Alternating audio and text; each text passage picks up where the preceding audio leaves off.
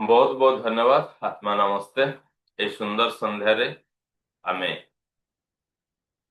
आज एक महान ज्ञान जहाँ स्वर विज्ञान तार प्रथम संध्या को जाउचंती। ए संध्यारे आपण मानक पाखरे थिबा समस्तଙ୍କ पाखरे थिबा से परमात्मा को कोटि कोटि प्रणाम।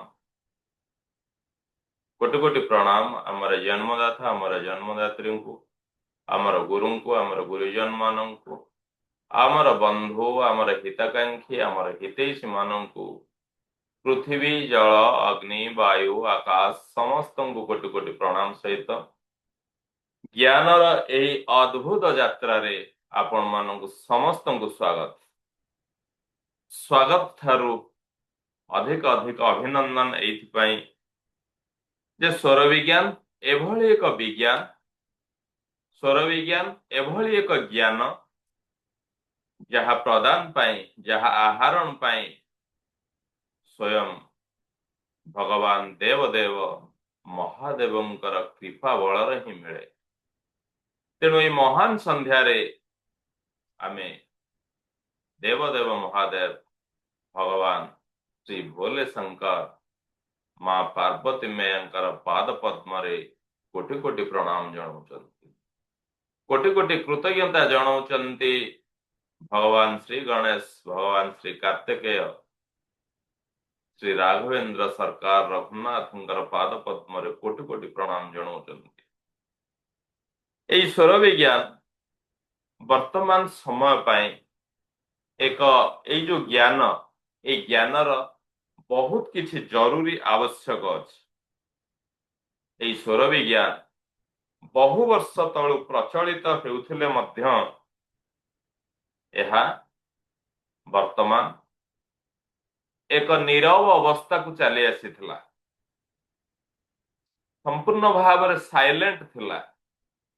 एई स्वर विज्ञान आमर मुनि ऋषि योगी मानक द्वारा बहुत सुंदर भाव रे ए ज्ञान प्रचलित हेउथिले मध्य मानव समाज र कल्याण पाई जो विज्ञान रहिछि, जो धन रहिछि, जो ज्ञान रहिछि, ए ज्ञान एबे किछि वर्ष धरी जेमति कि जदि कहिया को जिबा एबे 5-6 वर्ष 7 वर्ष धरी गुरु मानक द्वारा ये प्रचलित अवस्था को आसीचंती। हमकु अनेक जगह रे एबे सिखिबा को मिलुछि।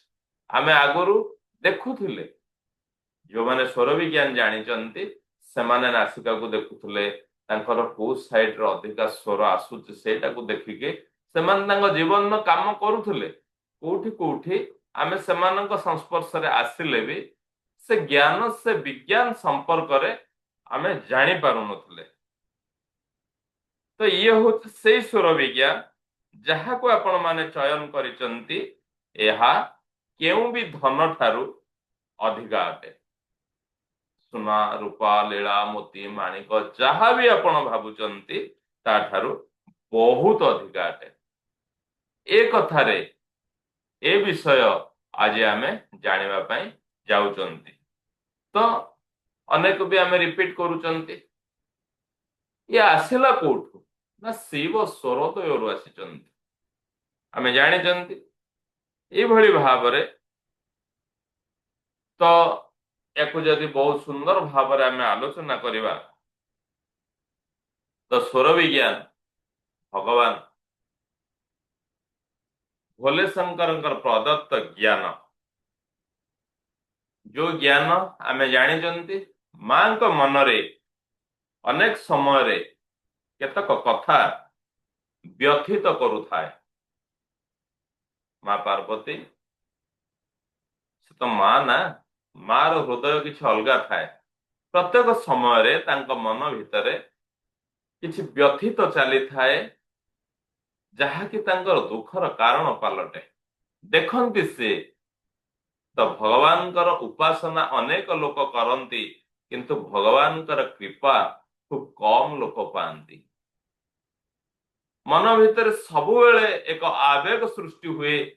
जदि ए सृष्टि एभली, जदि ए सृष्टिर सर्जना एभली भाव रे हेछि तो केही दुखरे कालातिपात कला बेले केही अत्यंत सुखरे तांकर जीवन यापन करुछंती। ତ କାହିଁକି ଏ ଭେଦଭାବ? ମାଙ୍କ ମନରେ ସେ ପ୍ରଶ୍ନ ଆସିଛି, ସତରେ କଣ ଆମେ ସୃଷ୍ଟିକୁ ଏଇଭଳି ଭାବରେ ସର୍ଜନା କରିଛୁ?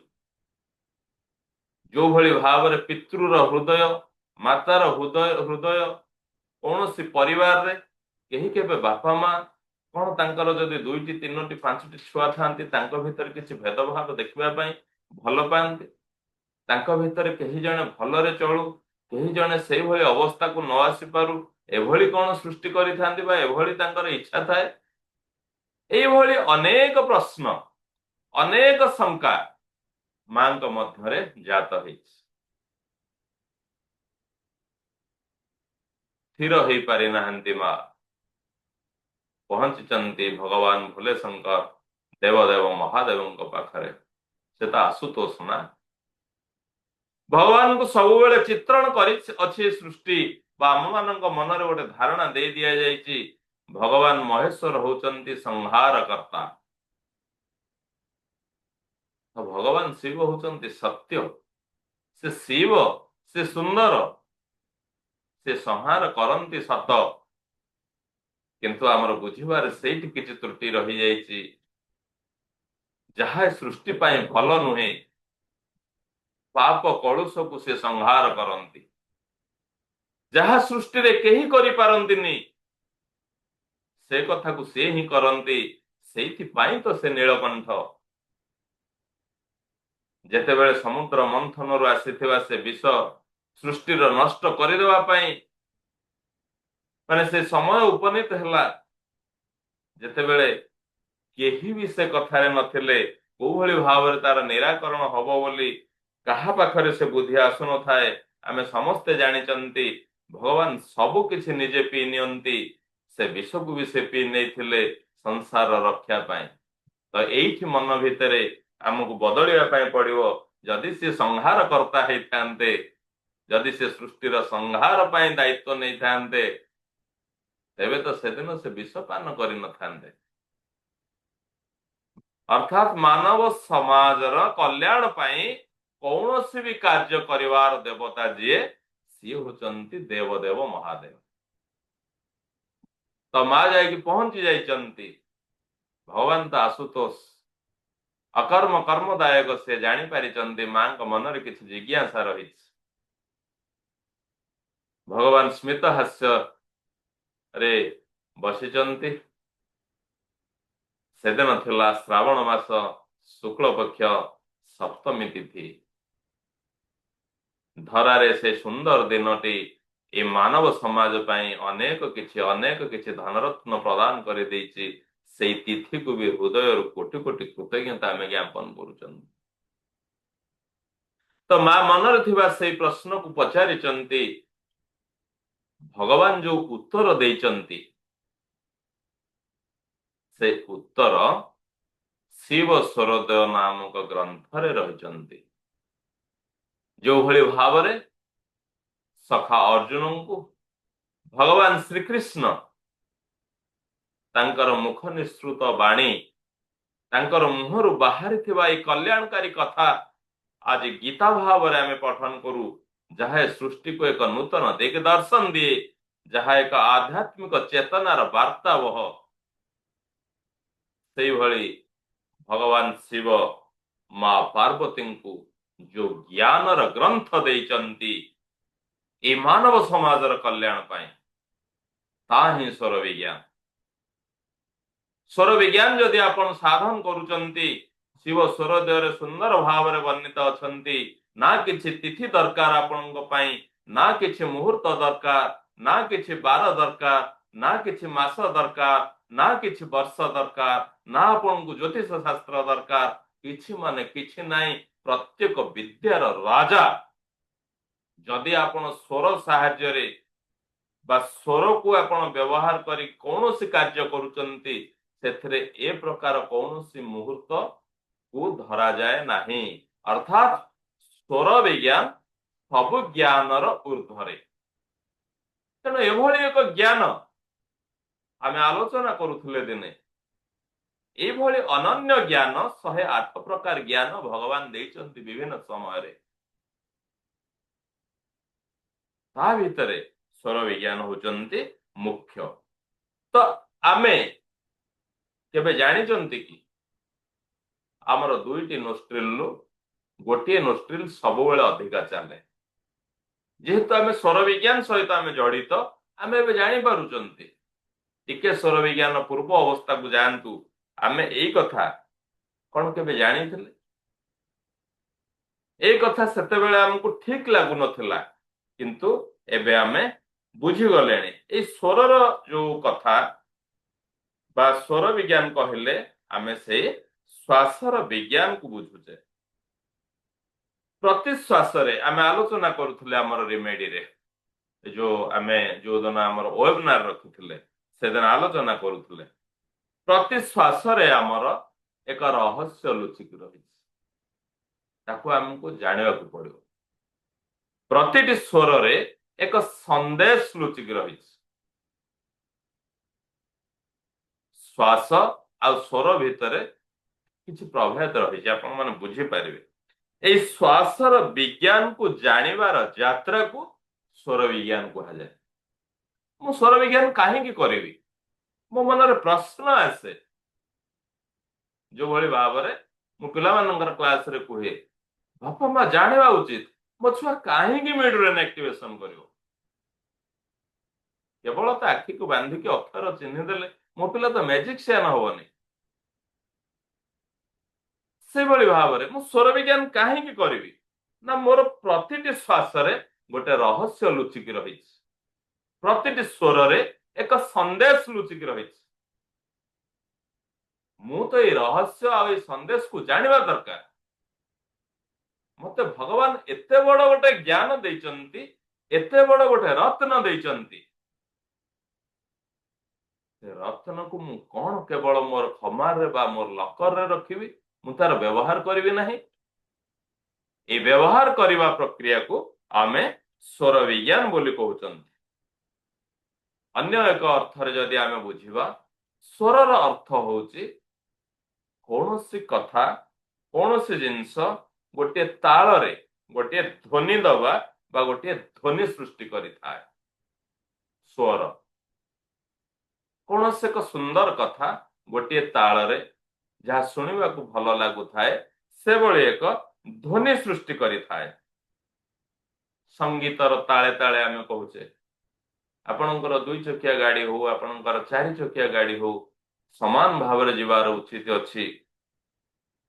ଯଦି ଏଇ ରିଦିମରେ କିଛି ଖରାପ ଆସେ, ଏଇ ସ୍ୱର ସଞ୍ଚାଳନରେ କିଛି ଖରାପ ଆସେ, ଏଇ ପ୍ରାକୃତିକ ରିଦିମରେ କିଛି ପ୍ରୋବ୍ଲେମ ଆସେ, ତାହାକୁ ତ ଅନରିଦିମିକ କୁହାଯାଏ। ଯାହା ଖରାପ ଲାଗେ, ବେସୁରା ଲାଗେ, ବେତାଳ ହେଇଯାଏ। ଜଣେ ସ୍ୱରରେ ଗୀତ ଗାନ କରିବ, ଆଉ ଜଣେ ମନ ଇଚ୍ଛା ଗୀତ ଗାନ କରିବ, ଯାହାକୁ ସ୍ୱର ଜଣା ନଥିବ, ତାଳ ଜଣା ନଥିବ। ଅର୍ଥାତ ଆମ ଶୁଣିବା ଲୋକକୁ ଭଲ ଲାଗୁନି, କାହିଁକି ଏମିତି ବୋଲୁଛି।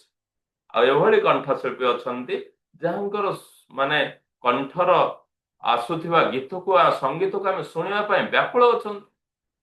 ଠିକ ସେଇଭଳି ଭାବରେ ଆମ ଶ୍ୱାସର ଏକ ସୂକ୍ଷ୍ମ ଧ୍ୱନି ହଉଛି ସ୍ୱର।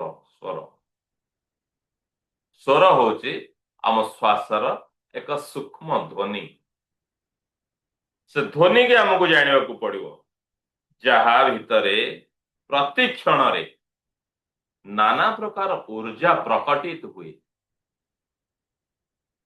ଆମର ଏଇ ସୃଷ୍ଟିରେ, ଆମର ଏଇ ମଣ୍ଡଳରେ, ଆମର ଏଇ ଆକାଶରେ, ଆମେ ଯୋଉ ବ୍ରହ୍ମାଣ୍ଡ କଥା କହୁଛନ୍ତି, ଏଇ ବ୍ରହ୍ମାଣ୍ଡରେ ପ୍ରତିଟି ଘଣ୍ଟାରେ ମଣ୍ଡଳ ବଦଳେ, ପ୍ରତିଟି ଘଣ୍ଟାରେ ऊर्जा ବଦଳେ। ଆମେ ଯାହା କହୁଛନ୍ତି ଏ ବ୍ରହ୍ମାଣ୍ଡରେ ଅଛି, ତାହା ହିଁ ଏ ପିଣ୍ଡରେ ରହିଛନ୍ତି। এই ପିଣ୍ଡରେ ନଦୀ ଅଛି, ନାଳ ଅଛି, ପର୍ବତ ଅଛି, ଗ୍ରହ ଅଛନ୍ତି, ନକ୍ଷତ୍ର ଅଛନ୍ତି, ଯାହା ଆପଣ ଖୋଜିବେ ସବୁ ଜିନିଷ ରହିଛନ୍ତି। କାହିଁକି ନା ଦେଖନ୍ତୁ, ଆପଣ ଯେତେବେଳେ ଖରାଦିନେ 40 ଡିଗ୍ରୀ ସେଣ୍ଟିଗ୍ରେଡ ହଉଛି, ବାହାରେ ଉତ୍ତାପ ରହୁଛି, ଆପଣଙ୍କ ଶରୀର ତ ସେ ଅନୁସାରେ ତାତି ଯାଆନ୍ତା। ଆମ ଶରୀରର ଉତ୍ତାପ ଆମେ ଯେତିକି ମାପୁଛନ୍ତି ଆମର ଥର୍ମୋମିଟରରେ, ତାଠୁ ବଢିଯାଏ କି ସେ ସମୟରେ? अर्थात आम भीतर गोटे कूलर स्टार्ट हो जाए बहुत जिनस रखी से ता पाखे जहाँ अच्छी मेसिनारीज ता पाखे जहाँ मेकानिजम अच्छी सृष्टि ता ही अच्छी जेमती आपण देखुंत गोटे मोबाइल डिवाइस भितर आज सबु किछि रही जाइछि ठीक से भली भाव में आमे जो देह को धारण करिसंती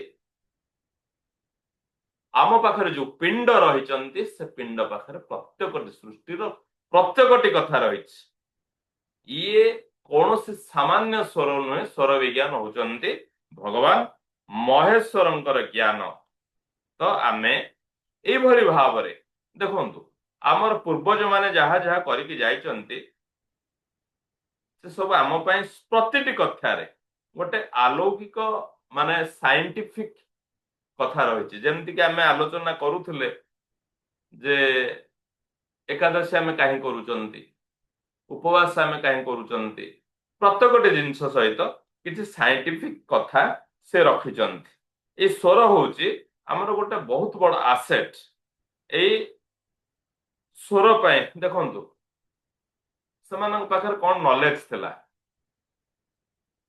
आपणकर देखिबे माने ग्रामर जो पुराना गाँ एबे भी जो गाँ गुड़िक अच्छी समस्ते तो सहर में आम रोने जो गाँ गुड़िक अच्छा देखु ग्रामांचल जहाँ भित्तिभूमि अच्छी ग्रामांचल गुड़िक जो भली भाव में प्रतिष्ठित होता है गाँर शेष मुंडरे मंदिर थाए है से केते बुद्धिजीवी देखंतु गाँर शेष मुंडरे मंदिर थाए संध्या बेले जो आरती हुए संध्या बेले जो घंट घंटीर ध्वनि दि जाए गाँर शेष मुंडरे रहिला आपणकर मंदिर एवं गाँर शेष मुंडरे चाष जमी थाए जेतेबेले संध्या समय रे विभिन्न प्रकार कीट माने से फसल को खाइबार समय आसी जाए थाए नष्ट करिवार समय आसी जाए थाए एठी जेतेबेले घंटा घंटीर ध्वनि हैला यार आवाज यार भाइब्रेशन तांकु भल लागेनी से माने पुणी जो जगार आसीथिबे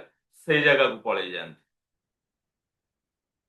ये ज्ञान से पाखे थिला तो जदि से क्लास करू नथिले किंतु ए भली जिंस सहित जोड़ी देइथिले आज आपण शंख शंखरे आमे पानी भरी दवा से पानी को परदिन पीवा आ शंख फुंकिवा हाँ आपनकर आजमा रहिबनी हार्ट प्रॉब्लम भी रहिबनी केते सुंदर ज्ञान से मानक पाखरे थिला आमे जदि मंदिर रे जाइकी ठिया होचंती घंटी बजौचंती जदि आम मुंड ऊपर से घंटी थिबो आमे बजेଇବା ताहले से जो रिदिम से जो भाइब्रेशन आम शरीर रे आम मन रे एक सकारात्मक ऊर्जा को तैयारी करे घंटाटा कहीं पिटा जाए ये भली सब जिनस सुंदर भाव में रही तेबे आमे जो ज्ञान को जाउचंती आजिकल समाज रे कोन होईची ना ज्ञान तीन प्रक्रिया रही अनेक कथा रही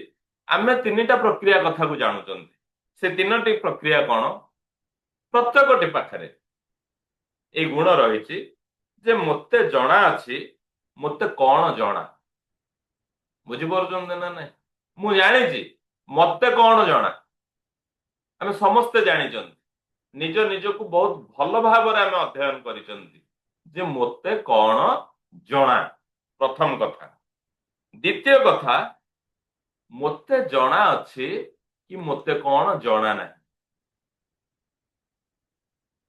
बुझी पारुचंती ना नहीं मते जना मते कौन जना मते जना अच्छी मते कौन जना नहीं आमे मानिबा को प्रस्तुत नुहे किंतु मते जना मु कौन जानी मते भी जना मु कौन जानी तृतीय कथाटी बहुत इंपोर्टेंट मते जना नहीं कि मते कौन जना नहीं बुझी पारुचंती ना नहीं मते जना अच्छी मते कौन जना मते जना अच्छी कि मते कौन जना नहीं किंतु मते जना नहीं जे मते कौन जना नहीं ए कौन जना नहीं भितरे बहुत कथा किछि अछि हमको एक्सेप्ट करिया को पड़िबो बुझी पारुचंती ना बहुत सुंदर भाव रे तार बुझुचंती मते किंतु जना नहीं जे मते कौन जना ना ହେଲା ସେ କଣ ଜଣା ନାହିଁ। ଏଇ ଯୋଉ ତିନିଟା ଆମେ ଲାଇନ ଉପରେ ଆଜି ଆଲୋଚନା କରୁଛନ୍ତି, এই ତିନୋଟି ଲାଇନ ଉପରେ ଆପଣ ମାନଙ୍କର ଛୋଟ ଛୋଟ ଭିଡିଓ ଆସୁ। ମତେ ଜଣା, ମତେ କଣ ଜଣା ଅଛି, ମତେ ଜଣା, ମତେ କଣ ଜଣା ନାହିଁ, ମତେ ଜଣା ନାହିଁ ଯେ ମତେ କଣ ଜଣା ନାହିଁ। ସେ ତୃତୀୟ ପଏଣ୍ଟ ଉପରେ ଆମକୁ ପୁରା ଫୋକସ କରିବାକୁ ପଡିବ ଯେ ମତେ କଣ ଜଣା ନାହିଁ, ସେବେ ଆମେ ନେଇଯିବା। ତ ବହୁତ ଠିକ, ବହୁତ ବହୁତ ଧନ୍ୟବାଦ। ଆସନ୍ତୁ ଆଉ ଆମେ ଆନୁଷ୍ଠାନିକ ଭାବରେ ସ୍ୱର ବିଜ୍ଞାନର এই ସୁନ୍ଦର ସନ୍ଧ୍ୟାକୁ ଆମେ ପ୍ରବେଶ କରିସାରିଛନ୍ତି। ତ ଆଜି ବିଧିବଦ୍ଧ ଭାବରେ এই ଜ୍ଞାନକୁ ଯିବା ପୂର୍ବରୁ ଆମେ ଯୋଉ ସଂକ୍ଷିପ୍ତରେ କେତେକ କଥା ଆଲୋଚନା କଲେ, ଏ ସ୍ୱର ବିଜ୍ଞାନ ଟପିକରେ ବହୁତ ସାରାଂଶ କଥାକୁ ଆମେ ଆଲୋଚନା କରିଦେଲେ। ବହୁତ ସାରାଂଶ କଥାକୁ ଆମେ ଆଲୋଚନା କରିଦେଲେ। ତ ଆସନ୍ତୁ ଖୁବ ସୁନ୍ଦର ଭାବରେ ଆମେ ଆମର ଟପିକ ଆଡକୁ ଯିବା। ତ ମୁଁ ପୁଣି ଥରେ ଆପଣ ମାନଙ୍କୁ ସମସ୍ତଙ୍କୁ এই ସ୍ୱର ବିଜ୍ଞାନର ଅଦ୍ଭୁତ ଚମତ୍କାର, ସ୍ୱର ବିଜ୍ଞାନ ଏକ ଚମତ୍କାର କ୍ଲାସକୁ, ଚମତ୍କାର ସେସନକୁ ମୁଁ ପୁଣି ପୁଣି ପୁଣି ପୁଣି ବହୁବାର ଆପଣ ମାନଙ୍କୁ ସ୍ୱାଗତ କରିବି। ଆଉ ବିଶେଷ ଭାବରେ ଆମେ ସମସ୍ତେ ଏକତ୍ର ଭାବରେ ଭଗବାନ ଭୋଲେ ଶଙ୍କରଙ୍କର ମାଙ୍କର ଚରଣାଶ୍ରିତ ସହିତ ଭଗବାନ ଶ୍ରୀ ଗଣେଶ, ଭଗବାନ ଶ୍ରୀ କାର୍ତ୍ତିକେୟ, ଶ୍ରୀ ରାଘବେନ୍ଦ୍ର ସରକାର ରଘୁନାଥଜୀଙ୍କର ଅଶେଷ କୃପା ଆମ ଉପରେ ଜାରି ରହିଛି, ଯୋଉଥିପାଇଁ ଏତେ ସୁନ୍ଦର ଜ୍ଞାନକୁ ଆମେ ଆହରଣ କରୁଛନ୍ତି। ଭଗବାନଙ୍କର ସେଇ କୃପାକୁ ଚିର ଦିନ ପାଇଁ ଆମ ପାଖରେ ରଖି ଆମେ এই ସୁନ୍ଦର କାର୍ଯ୍ୟକ୍ରମକୁ ଆରମ୍ଭ କରୁଛନ୍ତି। ତ ଯେହେତୁ ଆମେ ସମସ୍ତେ ପରିଚିତ, ମୋ ବିଷୟରେ ମୋର ବିଶେଷ କିଛି ପରିଚୟ ଦବାର ନାହିଁ, ଯାହା ଏକ ଔପଚାରିକତା ହୋଇଥାଏ। ଏବେ ଆମେ ଆଲୋଚନା କରିବା ସେଇ ଯୋଉ ମା ଆସିକି ପହଞ୍ଚି ଯାଇଛନ୍ତି ଭଗବାନଙ୍କ ପାଖରେ,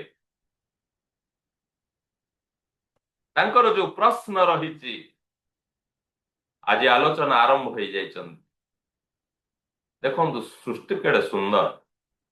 ଆପଣ ରାମାୟଣ ପଢନ୍ତୁ ନା, ରାମାୟଣରେ ଭଗବାନଙ୍କ ପାଖରେ କୈଳାସ ପର୍ବତରେ ମା ଯାଇକି ପଚାରୁଛନ୍ତି ରାମଚରିତ କଥା, ଭଗବାନଙ୍କ ପାଖରୁ ବାହାରିଛି, ସିଏ ହିଁ ରାମଚରିତ ଭାବରେ ଆସିଛନ୍ତି, ରାମାୟଣ ଭାବରେ ନିଃସୃତ ହୋଇଛନ୍ତି, ଯାହା ଆପଣଙ୍କର ଅନଙ୍ଗ ଲେଖିଛନ୍ତି।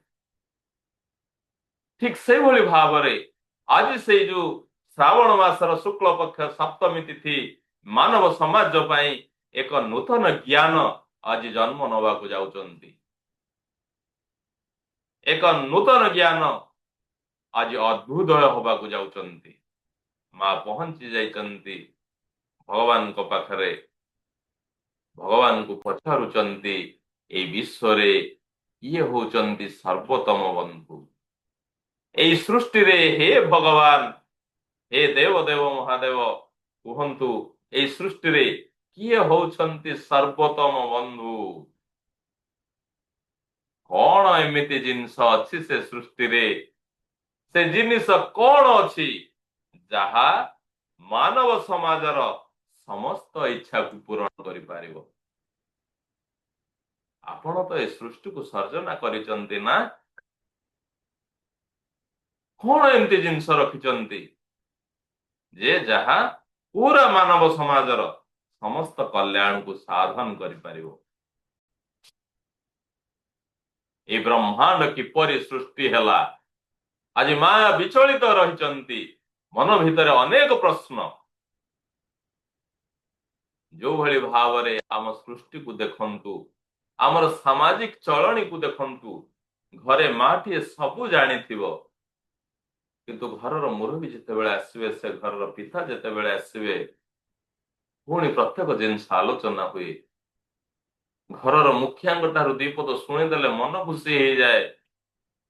ଠିକ ସେଇଭଳି ଭାବରେ ମା ତ କଲ୍ୟାଣକାରୀ, ତେବେ ସମସ୍ତ ପ୍ରଶ୍ନର ଉତ୍ତର ଭଗବାନଙ୍କ ପାଖରେ ରହିଛି।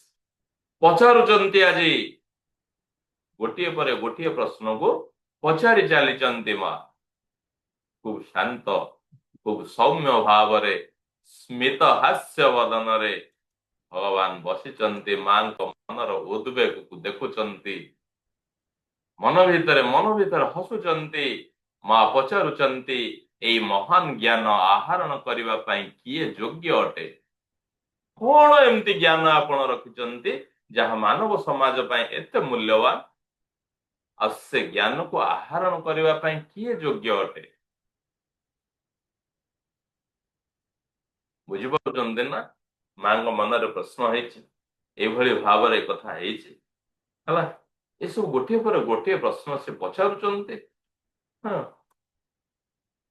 तो भगवान उत्तर रही ये ज्ञान नवा योग्य ना ये ज्ञान भितर एभली मंत्र रही जहाँ सृष्टिर सर्वश्रेष्ठ मंत्र ये ज्ञान विभु कृपा द्वारा आपण माने चयन होती मु चयन होती ए ज्ञान को प्राप्ति करने पर ज्ञान आपणकर उन्नति एवं समाजर उन्नति कल्परे आपण लगे पारे ए ज्ञान एक अद्भुत ज्ञान जो ज्ञान प्रयोग केवल सामना लोकर क्षति केवे प्रयोग करिवे नाही विभु कृपा सेतिक बेले आपणक ठारू दूरे जीवो एभली कौनसी कथा स्वरर साहाय्य रे करिवा नाही जहा सामना लोकर क्षति पहुंचेबो आमर लाभ हो किंतु सामना लोकर क्षति न हो एई भली भाव आज से कथा को मने मने आमे समस्ते प्रतिज्ञा करूचंती ए अद्भुत ज्ञान मु केवल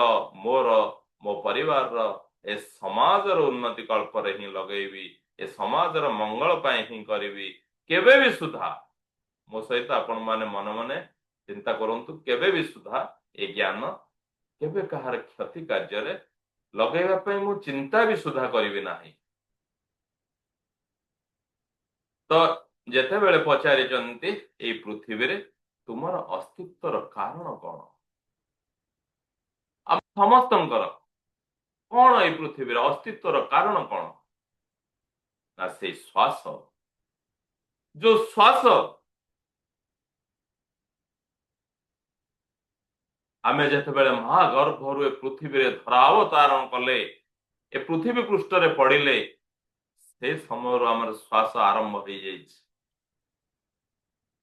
श्वास जो पर्यंत आमर पिंड आ ब्रह्मांड सहित मिलन करुचंती प्रति मुहूर्त आम श्वास ग्रहण करुचंती प्रति मुहूर्त आम ब्रह्मांड सहित श्वास को निर्गत कर मिशुचंती ए श्वास जो पर्यंत जीवा आसवा करुचंती से पर्यंत आमर अस्तित्व रही सेई व्यक्तिर बा सेई जीवर अस्तित्व सेते बेले चली जाए डाक्तर हुंतु घरे हुंतु जेते बेले लगे देबे देखिदेबे लोकर आ निश्वास जीवा आसवा करू नाही सेते बेले ही तार अस्तित्व नष्ट हो जाए थाए अर्थात जेते बेले ए श्वास चली जाए आ फेरी आसे नाही सेते बेले ए शिव सुंदर भाव रे सब पालटी जानती तेणु किए आमर अस्तित्वर कारण ना श्वास एते बड़ मूल्य केते बड़ संपत्ति आम पाखरे रही आमे केबे ताकू चलेबा को चेष्टा करिसंती कि से इनबिल्ट हेकि अछि अनेक संदेश ता भितरे रही अनेक रहस्य ता भितरे रही आमे हमर आराम रे सोई जाउचे से तार चली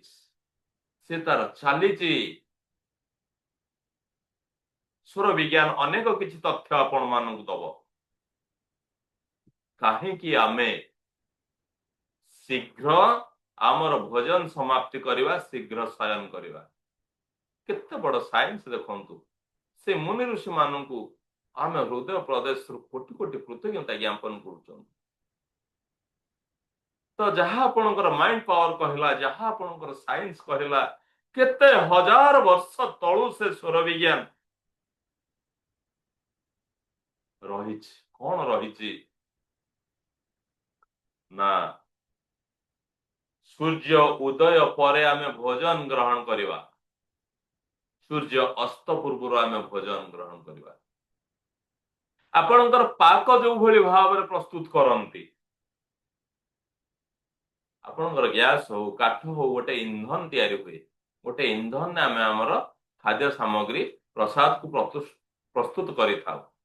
ठीक से भली भाव रे आमे जते बेले भोजन को नौ थाउ सी भी डाइजेशन होबार अछि। तो किए करिवो ना भगवान सूर्य होचंदी सकल शक्तिर आधार। ए पृथ्वी ए धरा समस्त माने श्यामल वर्णा है कि समस्त को निज गर्भरे जगह देची से तो माँ किंतु ए पृथ्वी बंची थाए भगवान सूर्यंकर किरण रे। तेणु सकल शक्तिर आधार ସେଇଥିପାଇଁ ତାଙ୍କୁ କୁହାଯାଇଛି। ତାଙ୍କର ଉପସ୍ଥିତିରେ ଆମେ ଯଦି ଖାଦ୍ୟ ନଉଛନ୍ତି ଆମର ସେଇ ଯୋଉ ଅମ୍ଳ କଥା, ଏସିଡିଟି କଥା, ଡାଇବେଟିସ୍ କଥା ଏସବୁ କିଛି ହବ ନାହିଁ। କାହିଁକି ନା ଆପଣଙ୍କର ଖାଦ୍ୟ ଆରାମରେ ପଚିବ। ଅନୁରୂପ ଭାବରେ ଯେତେବେଳେ ଜଠରାଗ୍ନି ଆମ ଭିତରେ ପ୍ରଜ୍ୱଳିତ ହଉଛି ଆମେ ଖାଦ୍ୟ ଖାଇବାର ଅନ୍ୟୁନ 30 ମିନିଟ ପୂର୍ବରୁ ପାଣି ପିଇ ଦେଇଥିବା ଯଦି ପିଇବାର ଅଛି 30 ମିନିଟ ଭିତରେ ପାଣି ପିଇବାର ନାହିଁ। ସ୍ୱରବିଜ୍ଞାନ ଆଲୋଚନା କରିବା ଏସବୁ ତାରି ଭିତରର କଥା ହେଲା। ହେଲେ କଣ ହେଲା ନା ଆମର ଜଠରାଗ୍ନି ପ୍ରଜ୍ୱଳିତ ହେଇକି ଥିବ। ଯଦି ଆମେ ଖାଦ୍ୟ ପୂର୍ବରୁ ହଠାତ୍ ପାଣିଟି ନେଇଗଲେ ଆପଣ ନିଆଁ ଉପରେ ପାଣି ପକେଇଦବା ଯାହା ସିଏ ଲିଭିଗଲା। ଆପଣ ଯୋଉ ଖାଦ୍ୟ ନେବେ ତାକୁ କିଏ ସେ ପଚେଇବ। ଠିକ ସେଇଭଳି ଭାବରେ ଅଧଘଣ୍ଟେ ପରେ ଆମେ ପୁଣି ପାଣି ନବା। ଦେଖନ୍ତୁ ଆପଣ ପୁରା ସୁସ୍ଥ ନିରାମୟ ଜୀବନ ଯାପନ କରିବେ। ଅନୁରୂପ ଭାବରେ ଦେଖନ୍ତୁ ଆପଣ ଦିନ ତମାମ ଅନେକ କାର୍ଯ୍ୟ କରୁଛନ୍ତି, ଟାୟାର୍ଡ ହଉଛନ୍ତି, ଆସିକି ପୁଣି ରାତିରେ ରେଷ୍ଟ ନେଇଗଲେ ସକାଳୁ ପୁଣି ଫ୍ରି ହେଇଯାଉଛନ୍ତି, ଆକ୍ଟିଭ ହେଇଯାଉଛନ୍ତି। ଅର୍ଥାତ୍ ଆମ ଶରୀରରେ ଏକ ମେକାନିଜିମ ସିଷ୍ଟମ ରହିଛି। ଆପଣ ଡେଲି ଔଷଧ ଖାଉଛନ୍ତି କି ସକାଳକୁ ପୁଣି ଫିଟ୍ ହେଇଯାଉଛନ୍ତି ନା। ଗୋଟେ ସୁନ୍ଦର ମେକାନିଜିମ ସିଷ୍ଟମ ଅଛି। ଏଇ ମେକାନିଜିମ ସିଷ୍ଟମ କିଏ ସେ ନା ଈଶ୍ୱର, ଯାହାକୁ ଆମେ ମାଇଣ୍ଡ ପାୱାର ଭାଷାରେ ଆମେ ସବକନସିୟସ ମାଇଣ୍ଡ ବୋଲି କହୁଛନ୍ତି। ଭାଷା ବିଭିନ୍ନ ପ୍ରକାର ରହିଛି। ତ ଈଶ୍ୱର ଆପଣଙ୍କର ଯୋଉ ମେକାନିଜିମ ସିଷ୍ଟମ ହଉଛି, ଯୋଉ ରିପେୟାର ହଉଛି, ଆପଣଙ୍କର ଗୋଟେ ମେସିନ ଚାଲିବା ପାଇଁ ଇନ୍ଧନ ଦରକାର ଅଛି। ଗୋଟେ ମେସିନ ଚାଲିବା ପାଇଁ ଆପଣଙ୍କର କରେଣ୍ଟ ହେଇପାରେ, ପେଟ୍ରୋଲ ହେଇପାରେ, ଡିଜେଲ ହେଇପାରେ, ଇନଭର୍ଟର ବ୍ୟାଟେରୀର ହେଇପାରେ, କିଛି ବି ଗୋଟେ କରେଣ୍ଟ ଅଛି ନା। ସେ କରେଣ୍ଟଟା କଣ ନା ଗୋଟେ ଅଗ୍ନି, ଗୋଟେ ଶକ୍ତି। ତ ଆମେ ସେଇଥିପାଇଁ ରାତିରେ ମ୍ୟାକ୍ସିମମ୍ 9:30 ରୁ 10ଟା ଭିତରେ ଶୋଇଯିବାର ଅଛି। କାହିଁକି ନା 10ଟା ରୁ 2ଟା ଭିତରେ ଏ ବଡି ରିପେୟାରିଂ ହୁଏ। ଏ ବଡିକୁ କିଏ ରିପେୟାରିଂ କରେ ନା ସେଇ ଶକ୍ତି। କୋଉ ଶକ୍ତି ନା ଆମେ ଯେତେବେଳେ ଜାଣିବା ଡିଟେଲ୍ସ ଭାବରେ ପିଙ୍ଗଲା ନାଡି ବା ସୂର୍ଯ୍ୟ ସ୍ୱର ତାକୁ ରିପେୟାରିଂ କରେ। ইয়াରି ଉପରେ ଆମେ ଅନେକ କଥା ଜାଣିବାକୁ ଯାଉଛନ୍ତି। ବୁଝିପାରୁଛନ୍ତି ନା ନାଇଁ। ତେଣୁ ପ୍ରଥମେ ଆମେ ଜାଣିଲେ ଆମର ଅସ୍ତିତ୍ୱର କାରଣ କଣ ନା ଶ୍ୱାସ। ମା ପେଟରେ ଆମେ ରହିଛେ, ମା ପେଟରେ ଆମେ ରହିଛେ, ଶ୍ୱାସ ସେଇଠୁ ଧରିକି ଆମେ ଆସିଛେ। ସେଇଥିପାଇଁ ଆମର ଅସ୍ତିତ୍ୱ ଅଛି ବା ଆଜି ଆମେ ବିଭିନ୍ନ ନାଁରେ ପରିଚିତ ହେଉଛନ୍ତି। Your breathe is your life. ମୋର ଶ୍ୱାସ ହିଁ ମୋର ଜୀବନ। ଖାଲି ଆପଣ କୌଣସି ଜଣେ ମହାନୁଭବଙ୍କ ପାଖରେ ଅଛନ୍ତି, ଯୋଉଦିନ ଶ୍ୱାସ ତାଙ୍କର ଚାଲିଯାଏ ତାପରେ ତାଙ୍କୁ ଡେଡ ବଡି ବୋଲି କୁହାଯାଏ। କେହି ଆଉ ନାଁ ଧରିକି କହିବେନି ଅମକ ସାର୍ କି ଅମକ ମ୍ୟାଡାମ ବୋଲି, କହିବେ ସେ ଅମକ ସାର୍ ବା ଅମକ ମ୍ୟାଡାମଙ୍କର ଡେଡ ବଡି ଆସୁଛି। ଏଇ ଶ୍ୱାସ ସହିତ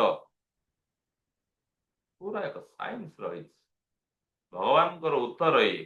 ଭଗବାନ କହୁଛନ୍ତି ମୁଁ ପାତର ଅନ୍ତର କରିନାହୁଁ ଆମେ କାହାକୁ, ସମସ୍ତଙ୍କୁ ସମାନ ବ୍ରିଥ ଦେଇଛୁ।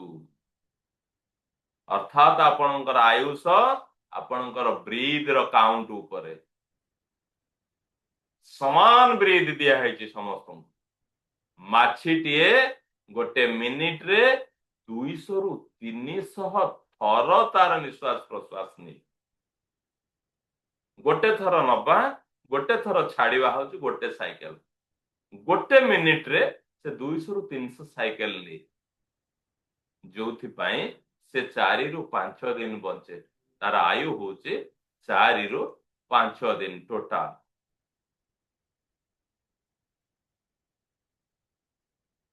अनुरूप भाव रे मूषाटी से एक गोटे एवरेज है साइंटिफिक तथ्य ये एक गोटे एवरेज। तेणु तापर देखु मूषाटी गोटे मिनिट रे 90 थर नहीं, जो तार आयुष 3 वर्ष। ठेकुआटी 60 थर निए, जो तार आयुष 5 वर्ष। कुकुरटी एमती बहुत कुकुर नियंती देखो 30 थर हो जाए, जो 12 वर्ष। मांकड़टीए 25 थर, जो तार आयु हूँ 30 वर्ष। जी जेते अधिका नब तार आयु सेते कमी जीव। घोड़ाटीए 20 थर, जो तार 50 वर्ष। मनीषटी देखंतु आमे वेबिनार रे टेस्ट करथिले, आपण मान समस्त जानिचंती, मु ताकू दोहराया को आउ थरे चाहुनी। से भली भाव रे आमे विभिन्न समय रे सेति पई हमर सकाळ क्लास रे आमे इनहेल करूचे, होल्ड करूचे, छाडुचे, अर्थात हमर श्वास को आमे कमाउचे। मनीषटी जदि गोटे मिनिट रे 10 रु 15 थर रु अधिक निए, अर्थात 15 जदि क्रॉस कला, तार मानसिक तनाव, तार शारीरिक तनाव स्टार्ट हो गला। तेणु ता भितर आमे रखिबा को चेष्टा करिबा, जोथि पई मनीषर आयु आजिका डेट रे 80 वर्ष बोली निया जायछि। तिमी माछटी 6 थर निए, जोथि पई से 100 रु 150 वर्ष बंची जाए। कछपटी कईछटी 1.5 मिनिट रे 2 मिनिट रे थरे निए, जो तार आयु हूँ 300 वर्ष। एबे जानिले ना आमर किए हूँ आमर संपद, किए हूँ आमर मणि ना ये श्वास। ये श्वास हूँ आमर मणि, ये श्वास हूँ आमर रत्न। ये श्वास को आज ठारू आमे खूब सुंदर भाव व्यवहार करवा, अर्थात श्वास जमीती नौथिले अभ्यास कर दिंतु, धीरे धीरे माइंड को प्रोग्राम कर दिंतु, खूब धीरे धीरे प्रति श्वास नियंतु एवं नाकरे नियंतु। आउ प्रति श्वास जमती छुआटीए देखिए, श्वास नेला बेले तार पेट उठी जाए, पुणी छाड़िला बेले तार पेट दबी जाए। आमे धीरे धीरे जेते बेले बड़ होचंती, आमर प्रति श्वास को आमे छाती पर्यंत नौचंती, किंतु आमको नबाकू पड़िबो को जांगे ना मणिपुरा चक्रा पर्यंत नवा। जदि मणिपुरा चक्रा पर्यंत आपण नौचंती, आपणकर हेल्थ, रिलेशन, करियर, मन ए श्वास संगे सब जड़ित अछि। सब जिनस आपणकर बैलेंस रहबो। करिबा पई चेष्टा करंतु, धीरे धीरे हे जिवो। माइंड को केवल कमांड दे चलंतु। कथा होतले हमें नो ब्रेथ नो लाइफ। जदि माने श्वास नाही तो जीवन नाही। ए श्वास होची हमर वैद्युतिक शक्ति जो रेस रे जाए, जो स्पीड रे जाए, ताठू 1.5 गुणा अधिका थाए। ए श्वास पाखरे एते शक्ति अछि। आपण एठी बसिकी जदि छुआ हॉस्टल अछि, आपण को अनुभव हुए किछ असुविधा हला कि ए श्वास आनी कि तार माने न्यूज पहुंचे दिए। आपण घरे थिबे, आपणकर रास्ता ऊपर किछि गोटे माने पड़ी गला, गोटे जिंस प्लास्टिक जिंसटे पड़ी गला हला, आपण जाने ना हते हठात कहि दउचंदी जे गोटे कोन प्लास्टिक जिंसटे पड़ी गला। किए आपण को से ज्ञान देला, किए आपण को से संदेश देला, ना श्वास देला। बुझी परछन ना नहीं? वासना रे बहुत कथा, तो श्वास रे, श्वास रो नॉलेज गोटे अनन्य अद्भुत पूर्व कथा। आपण आमे कहूचे माइंड पावर रे पढ़ीचे जे मु टेलीपैथी जरिया रे मु आज गोपाल सार को भाबुची मने मने तांकर कॉल आसी गला। तो ए टेलीपैथी गला केमती ना मोर मनर भावना मु जते बेले श्वास को निर्गत कली, यार स्पीड होउच 1.5 माने गुणा होउची कार हमर विद्युत शक्ति ठारू सी जाके ସେଇଠି ପହଞ୍ଚିଗଲା। ଟେଲିପାଥିରେ ଇଏ ଗୋଟେ ଅଂଶ। ଆପଣ ଯାହା ବି ଭାବୁଛନ୍ତି, ମୁଁ ଆପଣଙ୍କ ବିଷୟରେ କଣ ଭାବୁଛି, ଆପଣ ମୋ ବିଷୟରେ କେମିତି ଭାବୁଛନ୍ତି। ଦେଖନ୍ତୁ ଆପଣ କାହାକୁ ଫୋନ କଲା ଆସିକି ସେ କହୁଥିବେ ଆରେ ଆଜି ମୁଁ ତମ କଥା ଭାବୁଥିଲି, ଆଜି ଫୋନ କରିଥାନ୍ତି। ଏ ଭାବନା କେମିତି ଆସିଲା? ନାଇଁ ଶ୍ୱାସ ପହଞ୍ଚି ଯାଇଛି ତା ପାଖରେ। ବହୁତ ଅଦ୍ଭୁତ ଶକ୍ତି। କେବଳ ତାକୁ ତାର ସମ୍ମାନ କରିବା ଆରମ୍ଭ କରନ୍ତୁ, ତାର ଉପଯୁକ୍ତ ବ୍ୟବହାର କରିବା ଆରମ୍ଭ କରନ୍ତୁ। এই ଶ୍ୱାସର ସ୍ପିଡ କୁ ଆମେ ବଦଳେଇକି କମେଇକି ଆମେ ବହୁତ କିଛି ଜାଣିପାରୁଛେ ହେଲା। ବହୁତ ଦେଖନ୍ତୁ ଆପଣ ଭୟ କରିଗଲା ମାନେ ଆପଣଙ୍କ ଶ୍ୱାସର ସ୍ପିଡ ବଢିଗଲା। ଜଣେ ଧଇଁ ସଇଁ ହଉଛି, ଆମେ ତାକୁ ପଚାରୁଛୁ ନା ନାଇଁ ଆରେ କଣ ହେଲା, ତୁ ଏମିତି କାହିଁ ହଉଛୁ? କଣ ତା ଭିତରେ ଆମେ ଫରକ ଅନୁଭବ କଲେ ନା ସେ ଶ୍ୱାସଟାକୁ ସ୍ପିଡରେ ନଉଛି। ବୁଝିପାରୁଛନ୍ତି ନା ନାଇଁ? ଜଣେ ସ୍ଥିର ଲୋକ ହେଇଥିବ, ଦେଖିବେ ସେ ଯିଏ ଧୀରେ ଧୀରେ କଥାବାର୍ତ୍ତା କରୁଥିବେ ତା ଶ୍ୱାସ ପୁରା ଧିମା ଗତିରେ ଚାଲିଥିବ, ତାର ପୃଥିବୀ ତତ୍ତ୍ୱ ଆକ୍ଟିଭ ଥିବ। ବୁଝିପାରୁଛନ୍ତି ନା? ପୁରା ଶାନ୍ତ କାମ। ଯେତେ ଶାନ୍ତ ଲୋକ ଦେଖିବେ, ଖାମ ଲୋକ ଦେଖିବେ, ତାଙ୍କର ଶ୍ୱାସର ଗତି ପୁରା ଧିମା ଚାଲିଥିବ। ବୁଝିପାରୁଛନ୍ତି ନା ନାଇଁ? ଆମେ କହୁନେ ରାଗି ଲୋକ ଗୁଡିଙ୍କର ଆୟୁଷ କମ, କେତେବେଳେ କଣ ହେଇଯିବ, କାହିଁକି ନା ତାଙ୍କ ଶ୍ୱାସ ସ୍ପିଡ ହେଇଗଲା। ଶ୍ୱାସ ସ୍ପିଡ ହେଲା ମାନେ ଆପଣଙ୍କୁ ଗୋଟେ ନିର୍ଦ୍ଦିଷ୍ଟ ପରିମାଣର ଶ୍ୱାସ ଦେଇଛନ୍ତି ଭଗବାନ। ତା ଭିତରୁ ଯେତେ ଶୀଘ୍ର ଆପଣ ଖର୍ଚ୍ଚ କରିବେ ସେତେ ଶୀଘ୍ର ସରିଯିବ ସଂସାର। ଯେତେ ଆପଣ ତାକୁ ରଖିବେ ଆପଣଙ୍କର ସ୍ୱାସ୍ଥ୍ୟ ଭଲ ରହିଲା। ତ ଶ୍ୱାସର ଏଇ ଗତିରୁ ଆମେ ଜାଣିପାରିବା ଅନେକ ସନ୍ଦେଶକୁ। ଏଇ ଶ୍ୱାସ କଣ ହଉଛି ନା ଆମର ବିଶ୍ୱାସ ରହିଛି 72,000 ନାଡି ଆମ ପାଖରେ ରହିଛି। ନାଡି ବୋଲେ ଆପଣ ତାକୁ ଦେଖିବି ପାରିବେନି। ଯୋଉ ନାଡି ଆମକୁ ଦେଖାଯାଏ ସେ ନାଡି ବୋଲି ଆପଣ ଭାବନ୍ତୁନି। ଯେମିତିକି ଆମେ ମାଇଣ୍ଡ ପାୱାର ଭାବୁଛେ, ଆମର ବ୍ରେନ କଣ, ଆମର ମାଇଣ୍ଡ କଣ। ବ୍ରେନ ଗୋଟେ ଅର୍ଗାନ ହେଲା, ମାଇଣ୍ଡ ହଉଛି ଗୋଟେ ଊର୍ଜା। ଠିକ ସେଇଭଳି ଭାବରେ ଏଇ ଯୋଉ 72,000 ନାଡି ଇଏ ହଉଛନ୍ତି ଆପଣଙ୍କର ପ୍ରାଣର ନାଡି।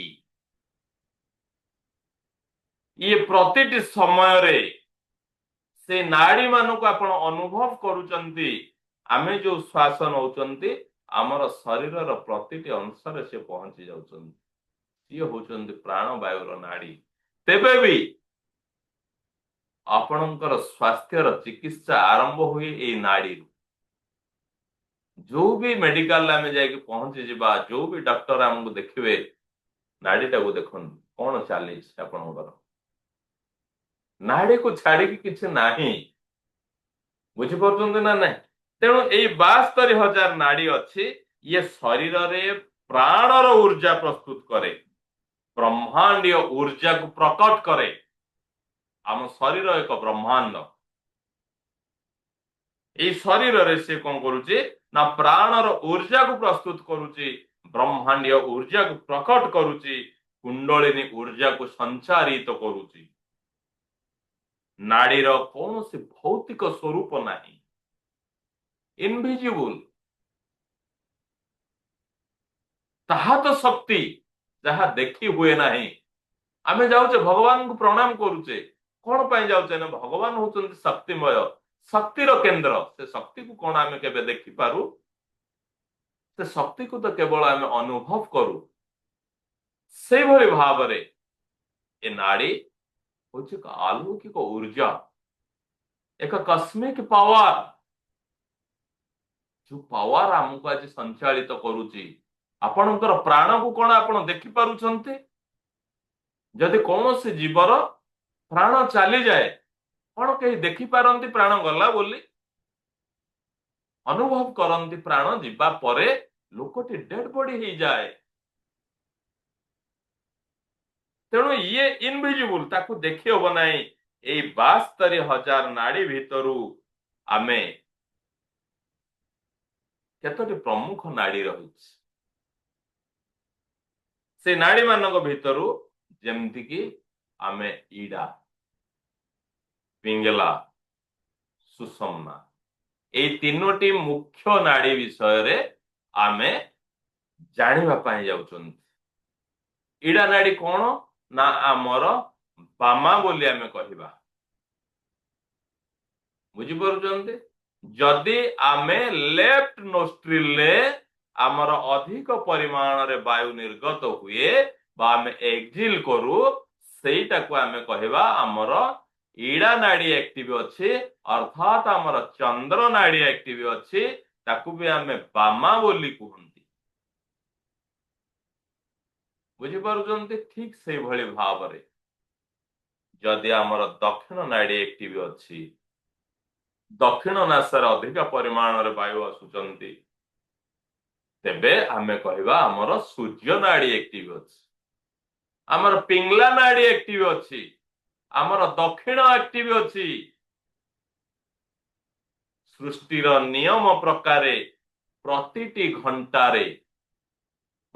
घंटारे माने 58 मिनिट रु 65 मिनिट भितरे आमर श्वासर गति बदली जाए अर्थात जदि चंद्र नाड़ी रही ताहले सूर्य नाड़ी एक्टिव हुए एई चंद्र नाड़ी रु सूर्य नाड़ी को जेते बेले एक्टिव हुए बा सूर्य नाड़ी रु चंद्र नाड़ी को जेते बेले एक्टिव हुए से मझी समय जोटा ट्रांजिट समय किछि समय दुईटी जाक नोस्ट्रिल समान भाव निर्गत हुए से समय को आमे कहबा मोर सुषुम्ना नाड़ी एक्टिव अछि को नाड़ीर कौन कार्य को नाड़ी आमे को काम करिवा प्रत्येकटी नाड़ी भल तेबे को नाड़ी आमे कौन काम करिवा जहा आम पई शुभप्रद हबो से कथा तो आमे धीरे धीरे जानिबा पई जाउचंती तेबे एई तीनोटी मुख्य नाड़ी को नेकी आमर ए यात्रा चलिबो जहा को आमे गंगा यमुना सरस्वती बोली कहउचंती गंगा होचंती चंद्र नाड़ी यमुना होचंती सूर्य नाड़ी सरस्वती होचंती लुप्त प्राय से होचंती आपणकर सुषुम्ना नाड़ी ठीक से भली भाव रे अनेक नाड़ी आम पाखरे रहिचंती केतक प्रमुख नाड़ी मानक भितरे आमे अनेक ना को जदि जानिमा गांधारी होचंती एक नाड़ी हस्त जिह्वा कुहू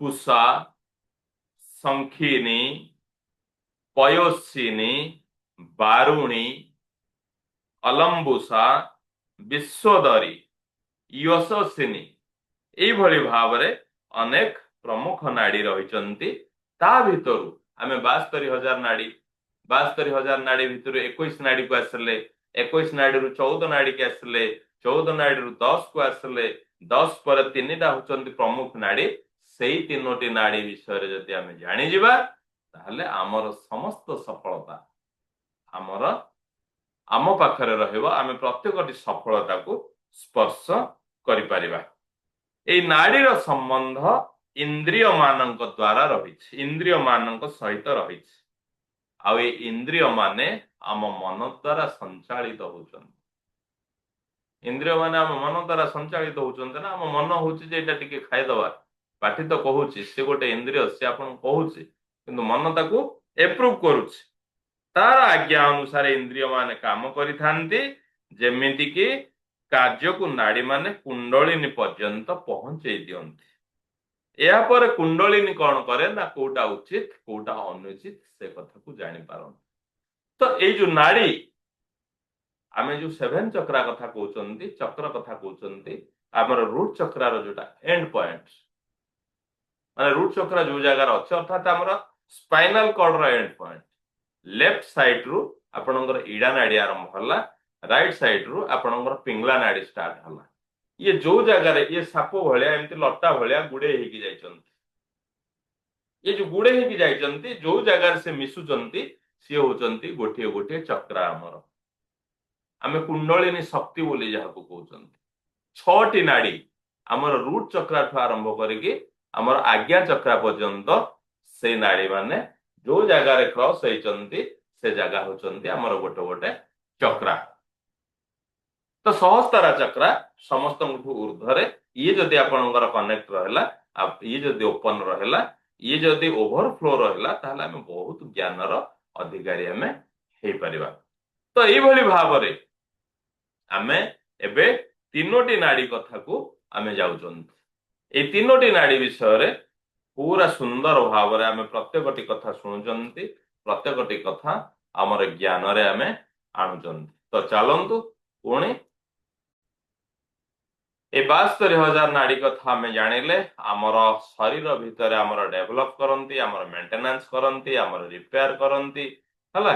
ଆମେ ଇନହିଲ ଯେତେବେଳେ କରୁଛେ, ପ୍ରତିଟି ଶ୍ୱାସକୁ ଆମେ ଯେତେବେଳେ ନଉଛେ, ଆମେ ଅନେକ ଇନଫର୍ମେସନ କୁ ଧରିକି ଆସୁଛେ ଆମ ଶରୀର। ବୁଝିପାରୁଛନ୍ତି ନା ନାଇଁ? ଏ ସୃଷ୍ଟିରେ କଣ ହଉଛି ଆପଣ କେମିତି ଜାଣୁଛନ୍ତି? ମାଧ୍ୟମ କଣ ନା ଏ ଶ୍ୱାସ। ଏ ଶ୍ୱାସ ମାଧ୍ୟମରେ ଇନହିଲ କରୁଛନ୍ତି ଏବଂ ଆମ ଭିତରେ କଣ ଚାଲିଛି। ଆମେ ମାଇଣ୍ଡ ପାୱାର କ୍ଲାସରେ କଥା ହଉଛନ୍ତି ଯେ ଆପଣଙ୍କ ଭିତରେ ଗୋଟେ ऊर्जा ପ୍ରକଟ ହଉଛି, ଆପଣଙ୍କ ଭିତରେ ଗୋଟେ ଭାଇବ୍ରେସନ ତିଆରି ହଉଛି କି ମୁଁ କଣ ଚାହୁଁଛି ସେଇଟା ୱେଭ କୁ ଯାଉଛି। କାହା ମାଧ୍ୟମରେ ଯାଉଛି? ନାଇଁ ଶ୍ୱାସ ମାଧ୍ୟମରେ ଯାଉଛି। ଲ ଅଫ ଆଟ୍ରାକ୍ସନ କହୁଛି, ମାଇଣ୍ଡ ପାୱାର କହୁଛି, ସ୍ୱର ବିଜ୍ଞାନ ସହିତ କେତେ ଜଡିତ ଅଛି ଦେଖନ୍ତୁ। ଆପଣଙ୍କର ଫୋକସ ଯାହା ଉପରେ ରହିବ ତାହା ହିଁ ବହୁଗୁଣିତ ହବ। ଇଏ ହଉଛି ଲ ଅଫ ମାନେ ଆଟ୍ରାକ୍ସନ, ଆକର୍ଷଣର ସିଦ୍ଧାନ୍ତର ଏକ ସୁନ୍ଦର ନିୟମ। ଆପଣଙ୍କର ଫୋକସ ଯାହା ଉପରେ ରହିବ ତାହା ହିଁ ଆପଣଙ୍କ ଜୀବନରେ ବଢିବ। ମୋର ଫୋକସ ମନେ କରନ୍ତୁ ରହିଲା ଯେ ମୋ ପାଖରେ ଧନ ନାହିଁ, ଅର୍ଥାତ ଆପଣ ଫୋକସ କଲେ ଧନ ନାହିଁ କୁ ତାହା ହିଁ ବଢିବ। ଅନେକ ଲୋକ ଦେଖନ୍ତୁ ଲ ଅଫ ଆଟ୍ରାକ୍ସନ ଉପରେ, ମାଇଣ୍ଡ ପାୱାର ଉପରେ କେତେବେଳେ କିଛି ଲୋକ ଆଙ୍ଗୁଳି ନିର୍ଦ୍ଦେଶ କରନ୍ତି ଯେ ମୁଁ ତ ଏତେ ସବୁ କଥା କରୁଛି, ମୋ ଜୀବନରେ କାହିଁ ପରିବର୍ତ୍ତନ ଆସୁନି। ମୁଁ ତ ଠାକୁର ପୂଜା କରୁଛି, ମୁଁ ତ ଓଷା କରୁଛି, ମୁଁ ତ ବ୍ରତ କରୁଛି, ମୋ ଜୀବନରେ ତ ମୁଁ କାହାର କ୍ଷତି କରୁନି। ମତେ ଭଗବାନ କାହିଁକି ଏତେ ଦଣ୍ଡ ଦଉଛନ୍ତି? କେହି ଦଣ୍ଡ ଦଉନାହାନ୍ତି। ଏଇ ସ୍ୱର ବିଜ୍ଞାନ ଭିତରେ ଏକ ରହସ୍ୟ ଲୁଚିକି ରହିଛି। ଆମେ ଆମର ଆକ୍ଟିଭ ପାର୍ଟରେ, ଆମର କରେଣ୍ଟ ପାର୍ଟରେ ସେ କାମ ନ କରି ଆମେ ଆମର ଡେଡ ପାର୍ଟରେ ସେ କାମ କରୁଛନ୍ତି। ଆମ ଶରୀରରେ ଆମେ କଥା ହଉଥିଲେ ନା, ଏ ପିଣ୍ଡ ଆଉ ବ୍ରହ୍ମାଣ୍ଡ ସବୁ ସମାନ। ବ୍ରହ୍ମାଣ୍ଡରେ ଯାହା ଅଛି ପିଣ୍ଡରେ ସେୟା ଅଛି।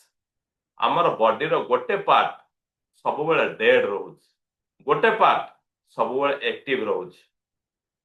କେତେବେଳେ କୋଉ ପାର୍ଟ ରହୁଛି? ଆମେ ଯଦି ସ୍ୱରର ଦିନଚର୍ଯ୍ୟାକୁ ଶିଖିଯିବା, ସ୍ୱର ଅନୁସାରେ ପ୍ରତ୍ୟେକଟି କାର୍ଯ୍ୟ କରିବା, ତାହେଲେ ଜୀବନ ମଧୁର ହବା ସହିତ ମୋକ୍ଷ ପ୍ରାପ୍ତି ହବାର ସମସ୍ତ କଥା ଶିବ ସ୍ୱରୋଦୟରେ ବର୍ଣ୍ଣିତ ରହିଛନ୍ତି।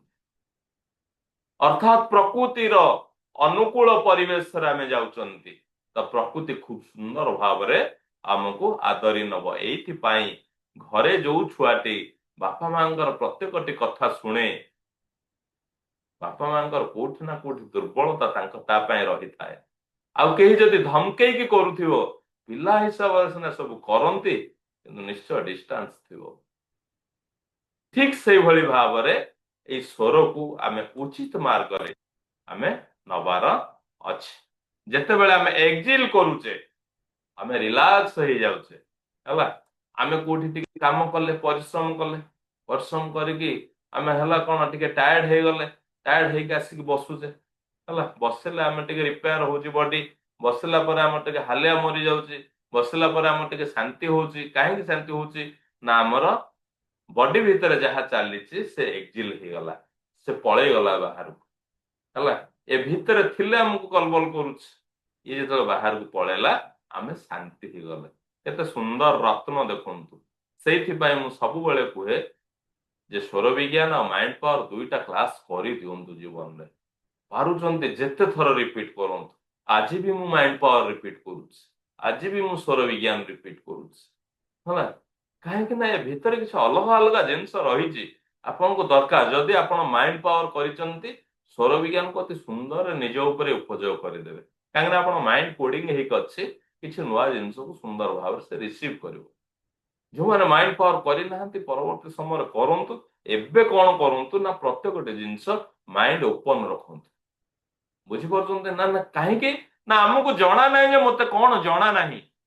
ଆଜି ଗୋଟେ ବହୁତ ଭଲ ଜ୍ଞାନ ଆମେ ନଉଛନ୍ତି। ମୁଁ ମୋ କଥା କହୁଛି, ଯେତେ ଥର ମୁଁ ସ୍ୱର ବିଜ୍ଞାନ କରେ ମତେ ଲାଗେ ଯେ ଆହୁରି ନୂଆ କଥା ମୁଁ ପାଉଛି, ଆହୁରି ନୂଆ କଥା ମୁଁ ପାଉଛି। ପୁଣି କିଛି ରହିଯାଇଥିଲା। ବୁଝିପାରୁଛନ୍ତି ନା ନାଇଁ? ଠିକ ସେଇଭଳି ଭାବରେ ଶିକ୍ଷାର କେବେ ଅନ୍ତ ନାହିଁ। କେବେ ଆମେ ଭାବିବାନି ଯେ ମୋର ହେଇଯାଇଛି, କାହିଁକିନା ଜ୍ଞାନ ଆଉ ସ୍ୱର ଜ୍ଞାନ ଏଭଳି ଏକ ଜ୍ଞାନ ଯାହା ଅନନ୍ତ, ଯାହା ଅନନ୍ତ, ଯାହାର ଅନ୍ତ ନାହିଁ। ପ୍ରତ୍ୟେକ ଦିନ ଆମକୁ ସେଥିରୁ ଶିଖିବାକୁ ମିଳୁଛି। ସ୍ୱରକୁ ବନ୍ଧୁ କରିଦିଅନ୍ତୁ, ସ୍ୱରକୁ ବନ୍ଧୁ କରିଦିଅନ୍ତୁ, ବହୁତ ସୁନ୍ଦର ରେଜଲ୍ଟ ଆମେ ନବା। ଯେତେବେଳେ ଆମେ ଆମର ସ୍ୱରକୁ ନେଇକି ରଖିଦବା, ହୋଲ୍ଡ କରିଦବା, ତାକୁ ଆମେ କୁମ୍ଭକ ବୋଲି କହିବା। ଏଇ ସମୟରେ ଆମ ଶରୀରରେ ଅନେକ କିଛି କେମିକାଲ ଚେଞ୍ଜ ହବ, ହେଲା, ଆମେ ତାକୁ କୁମ୍ଭକ ବୋଲି କହିବା। ତ ଏବେ ଆମେ ଜାଣିବା ଯେ ଗୋଟେ ମଣିଷ, ଆମେ ହ୍ୟୁମାନ ଜଣେ କେତେ ଥର ଆମେ ନବା ଉଚିତ। ଆମେ ଆଲୋଚନା କରିଥିଲେ ଗୋଟେ ମିନିଟରେ ଆମର ଆଭରେଜ ହଉଛି 15 ଥର। ଯେମିତିକି 24 ଘଣ୍ଟାରେ ଆମେ 21,600 ଥର ନଉଛନ୍ତି, ଗୋଟେ ଘଣ୍ଟାରେ ଆମେ 900 ଥର ନଉଛନ୍ତି, ଗୋଟେ ମିନିଟରେ 15 ଥର ନଉଛନ୍ତି। ଆମେ ଗୋଟେ ସାଇକେଲକୁ 4 ସେକେଣ୍ଡରେ ନବା। ବୁଝିପାରୁଛନ୍ତି? ତ ଆମେ ଯୋଉ ଚକ୍ରାକୁ ଯାଇଛେ, ମଣିପୁରା ଚକ୍ରାକୁ ଯଦି ଭଲ ଭାବରେ ଆପଣ ଅଧ୍ୟୟନ କରିବେ, ସିଏ ହଉଛି ଆମର ମଣି ମାନଙ୍କର ପୁର। କାହିଁକି ମଣି ମାନଙ୍କର ପୁର? ନା ଆମେ ଯେତେବେଳେ ମହାଗର୍ଭରେ ରହିଲେ, ପ୍ରତ୍ୟେକଟି ଜୀବ, ପ୍ରତ୍ୟେକଟି ମଣିଷ, ତାର ନିର୍ମାଣ କାହା ସାହାଯ୍ୟରେ ହେଲା? ନା ଏଇ ନାଡି ସାହାଯ୍ୟରେ ହେଲା, ଏଇ ନାଭି ସାହାଯ୍ୟରେ ହେଲା। ତାର ପୋଷଣ ସେ ନେଲା ସେଇଥିରେ, ତାର ନିର୍ମାଣ ସେ ନେଲା ସେଇଥିରେ। ଆଉ ଶରୀରର ପ୍ରତ୍ୟେକଟି କନେକ୍ଟିଭିଟି ସେଇ ନାଡି ସାହାଯ୍ୟରେ ହେଇଛି। ସେଇ ନାଡି ମାନଙ୍କର ସାହାଯ୍ୟରେ ତାର ଶରୀର ନିର୍ମାଣ ହେଇଛି, ତାର ମନ ନିର୍ମାଣ ହେଇଛି। ତେଣୁ ଭାବନ୍ତୁ ଏ ନାଡି କଣ ରହିଛି ସେଥିରେ ଶକ୍ତି, ତାରି ମାଧ୍ୟମରେ ହିଁ ପ୍ରତ୍ୟେକ କଥା ହୁଏ। ତ ଏହାର ରହସ୍ୟକୁ ଆମେ ଧୀରେ ଧୀରେ ଯାଉଛନ୍ତି। ଆମେ ସାଧାରଣ ଭାବରେ ଯେତେବେଳେ ଶ୍ୱାସ ନଉଛନ୍ତି, ଆମର ଶ୍ୱାସ 12 ଆଙ୍ଗୁଳି ତଳ ପର୍ଯ୍ୟନ୍ତ ଆସେ। ଯେତେବେଳେ ଆମେ ଖାଇବା, ଭୋଜନ କରିବା, ସେତେବେଳେ 20 ଆଙ୍ଗୁଳି। ଯେତେବେଳେ ଆମେ ଦୌଡ଼ିବା, ସେତେବେଳେ 30 ଆଙ୍ଗୁଳି। ଯେତେବେଳେ ଆମେ ଏନ୍ଜୟ କରୁଛେ, ଆମେ ଗୀତ ଗାଉଛେ, ରମଣ କ୍ରିୟା ରହୁଛି, ସେତେବେଳେ 36 ଆଙ୍ଗୁଳି। ସେଇଭଳି ଭାବରେ ଶ୍ୱାସ ଯଦି ଏଇ ଆଙ୍ଗୁଳ ପର୍ଯ୍ୟନ୍ତ ଆସିଲା, ତାହେଲେ ଆମେ ସୁସ୍ଥ ରହିଛନ୍ତି, ଆମର ଶ୍ୱାସକ୍ରିୟା ସୁସ୍ଥ ରହିଛି, ଆମର ଶ୍ୱାସକ୍ରିୟା ଖଣ୍ଡିତ ହେଇନାହିଁ। ଠିକ ସେଇଭଳି ଭାବରେ ଆମେ ସେଇ ଜିନିଷ ଗୁଡିକ, ଏଇ ଶ୍ୱାସର ବିଜ୍ଞାନକୁ ଆମେ ସ୍ୱର ବିଜ୍ଞାନ ବୋଲି କହୁଛନ୍ତି, ଯାହା ଆମେ ଆଲୋଚନା କରିଛନ୍ତି।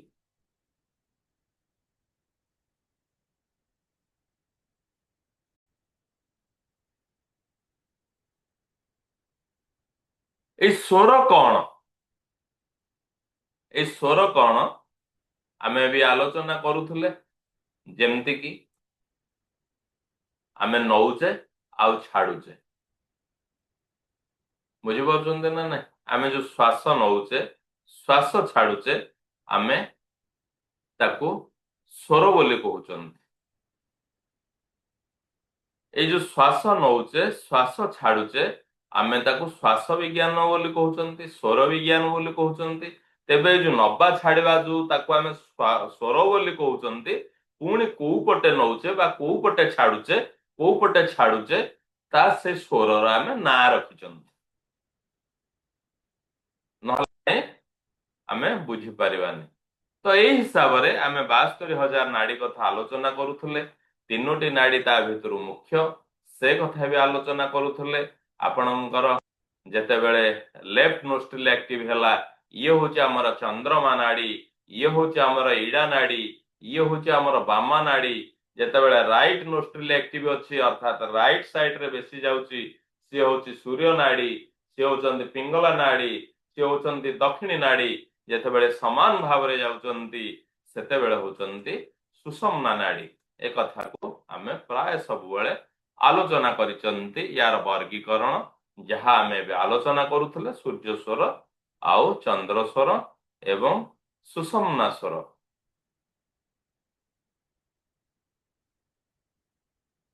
तो जेतेबेले आमर लेफ्ट नोस्ट्रिल एक्टिव हुए जेतेबेले आमर लो लेफ्ट नोस्ट्रिल एक्टिव हुए अर्थात चंद्र नाड़ी जेतेबेले एक्टिव हुए आमर बॉडी रो टेम्परेचर 0.25 रु 0.5 कमी जाए। जेतेबेले आपण खरा को जाउचंती जेतेबेले आपण गरम को जाउचंती जहाँ टेम्परेचर अच्छी बाहर जो भली भाव देखु छात ताती जाउची रोड ताती जाउची प्रत्येक जिनस ताती जाउची ठीक से भली भाव आम बॉडी तातुची कि गरम आमको अनुभव होउची अलगा कथा किंतु ए भितरे स्टार्ट हो जाउची आपणकर कूलर स्टार्ट हो जाउची एसी स्टार्ट हो जाउची भितरे ऑटोमेटिक आमर बॉडी को से ठंडा रखुची। आपण टेम्परेचर सेतबेले माने टेस्ट करंतु मेजर करंतु आपण बॉडी रो टेम्परेचर बढ़िबनी ठीक से भली भाव रे देखंतु मुनि ऋषि माने हिमालय रे तपस्या करूचंती आमे बाहर को जाउचंती प्रबल ठंडा होउची से ठंडा समय रे हमर बॉडी रो टेम्परेचर कमी जाउची कि वायुमंडल रो टेम्परेचर कमी जाउची किंतु बॉडी रो टेम्परेचर कमुनी केते सुंदर मेकानिज्म देखंतु या भीतर कोन होउची ना हीटर स्टार्ट हो जाउची से बॉडी को हीट करूची अर्थात ब्रह्मांड रे जहा रहिची ए पिंड रे सेया रहिची ये हूँ आमर मोती ये हूँ आमर माणिक ठीक से भली भाव रे जेतेबेले आमर राइट नोस्ट्रिल एक्टिव हो जाउची जेतेबेले आमर पिंगला नाड़ी एक्टिव हो जाउची सेही भली भाव रे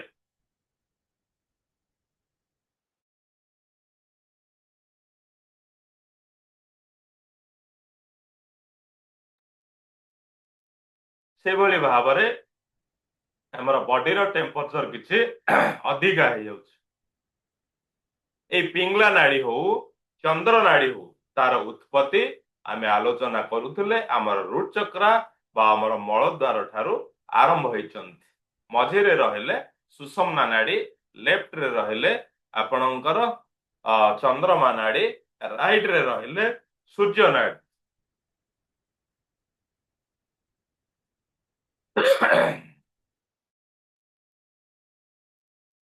सुषुम्ना नाड़ी कथा आमे आलोचना करूथले ये कौन करुचे ना आमर प्राणर ऊर्जा को प्रवाहित करुचे सुषुम्ना नाड़ी रो जो काम आमे सुषुम्ना नाड़ी को भल भाव रे बुझंतु एई कथा रे कि जदि सुषुम्ना नाड़ी एक्टिव अछि आमे कोनोसी सांसारिक कार्य करबा ना आमे तो कार्य को कार्य कोन को नाड़ी रे कोन काम हबो आमे तो से कथा आलोचना करबा तेबे ए जिनस को आमे जानिबा जदि सांसारिक कार्य को आमे करूचे ये बहुत डेंजरियस बहुत खतरनाक होता है।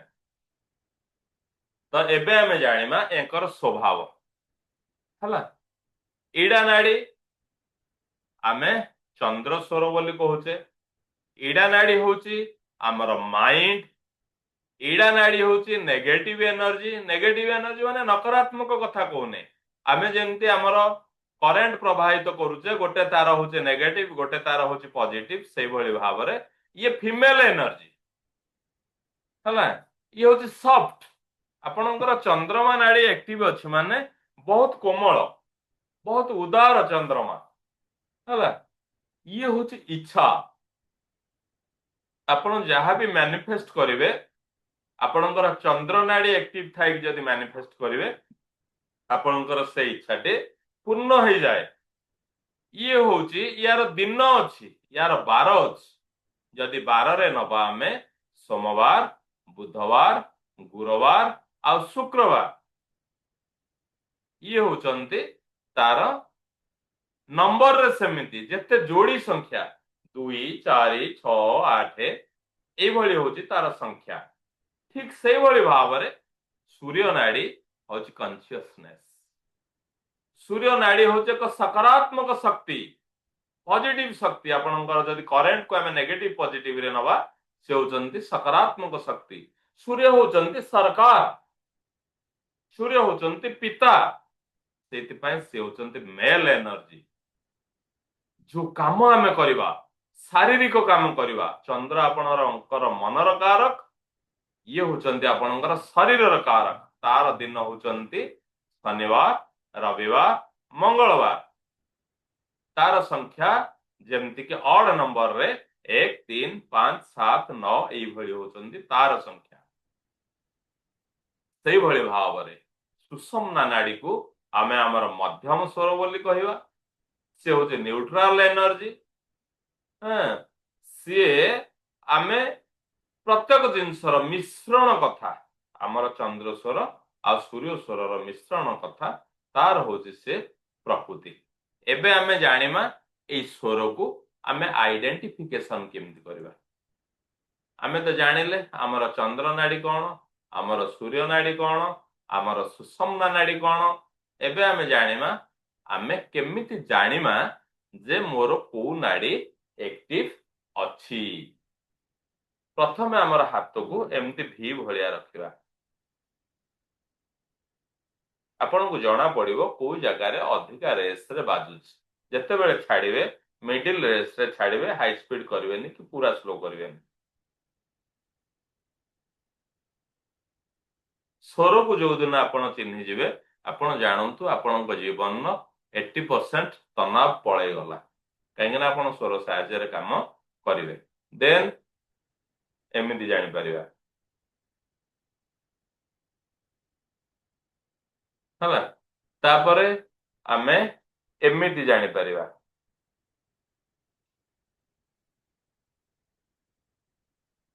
को जगह रे अधिका बाजुछ तापरे आमे कोन करबा ना दीटा पेपर दीटा काटी दबा छोट पेपर दीटा हम काले आपन को देखाई देबी मोर टेबल ऊपर एबे नाही दीटा एमती आगे रे रखी देले छाड़िले कोटा अधिका जाउछ देखाई दो अच्छे दीटा हम बाहर कर दोछे देखंतु एमती धरले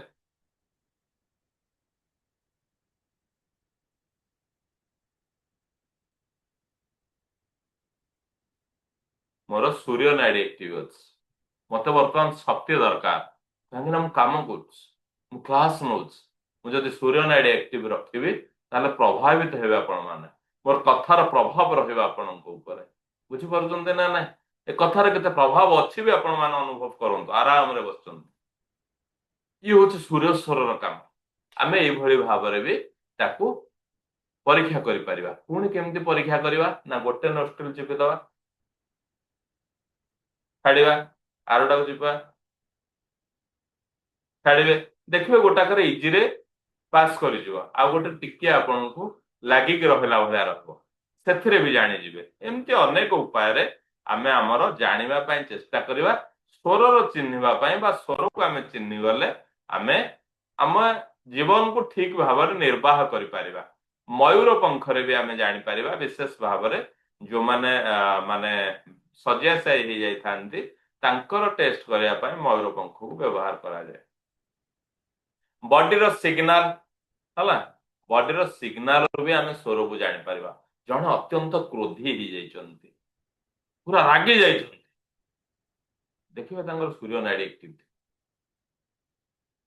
निश्चित भाव रे एक्टिव थो रागी जे माने सूर्य नाड़ी एक्टिव अछि बिना सूर्य नाड़ी रो एक्टिव रे जणे रागी परिबन जनकर सूर्य नाड़ी एक्टिव हेला बेले जणे रागे बा जणे रागिले तांकर सूर्य नाड़ी एक्टिव हो जाए जेमिति बॉडी आ माइंड रो गोटे अलाइन अछि सेही भली भाव रे मनर अवस्था आ स्वर रो गोटे अलाइन अछि कौन से नाड़ी खराब न हला आमे को नाड़ी एक्टिव थिला बेले कोन काम करबा सेटा को आमे जानिबा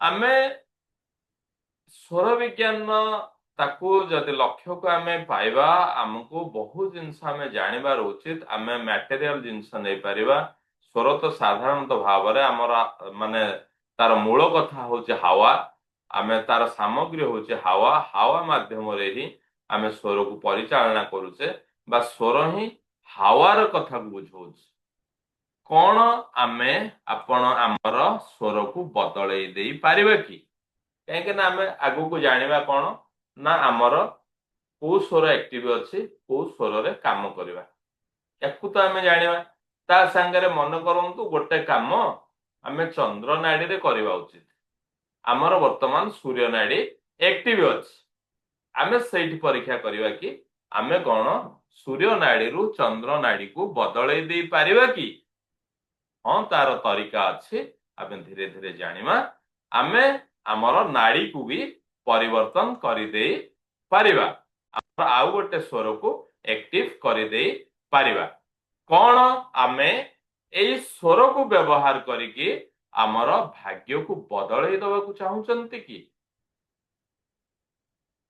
ये भगवान शिव मां पार्वती भितर कथा चली ना आमे माइंड पावर क्लास रे आलोचना करूथुले जे जदि मन को आमे उपयोग करिकी भाग्य को बदल दे पारिबा तेबे आमे भाग्य को चैलेंज करूने तो ठीक से भली भाव रे आमे जते बेले स्वर को ठीक भाव रे अध्ययन करि नवा स्वर को ठीक भाव रे आमे प्रयोग करिवा तो आम भाग्य को आमे निश्चित भाव रे बदल दे पारिबा काहे ना आमे जानि जिबा को कामटी को स्वर रे आमे करिबा 2-3 मास 5 मास 6 मास वर्षे जिते आपण प्राक्टिस करें जिते स्वर सहित आपण पूरा मिसी जिवे सेते आपण को बार बार देखा पड़ोनी कि मोर कौ स्वर एक्टिव अच्छी आपण को जना पड़ निजे निजे जना पड़ प्रति काम आपण स्वर हिसाब से कर चलिए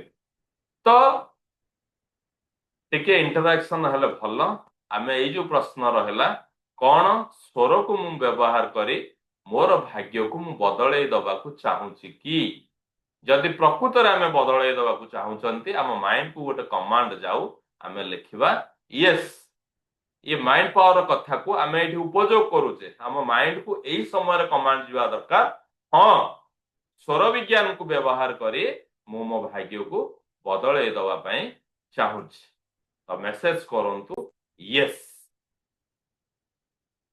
कौन ए स्वर विज्ञान को व्यवहार करी मु मोर ऊर्जा मोर शक्ति को मु बढ़े दबा को चाहूची कि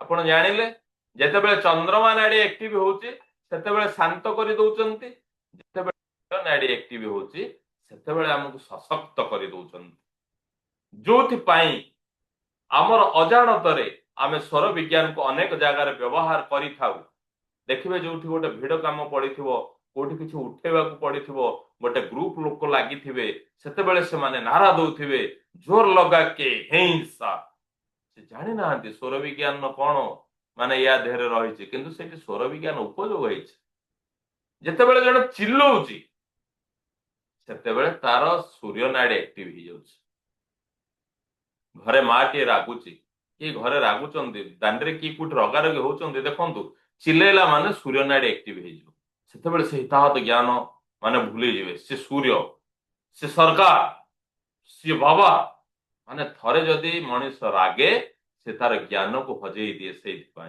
राग मूड रे मनीष बहुत किछ भूल करी बसे राजा समान से तेणु माने सूर्य स्वर को बहुत जगह व्यवहार करा होउची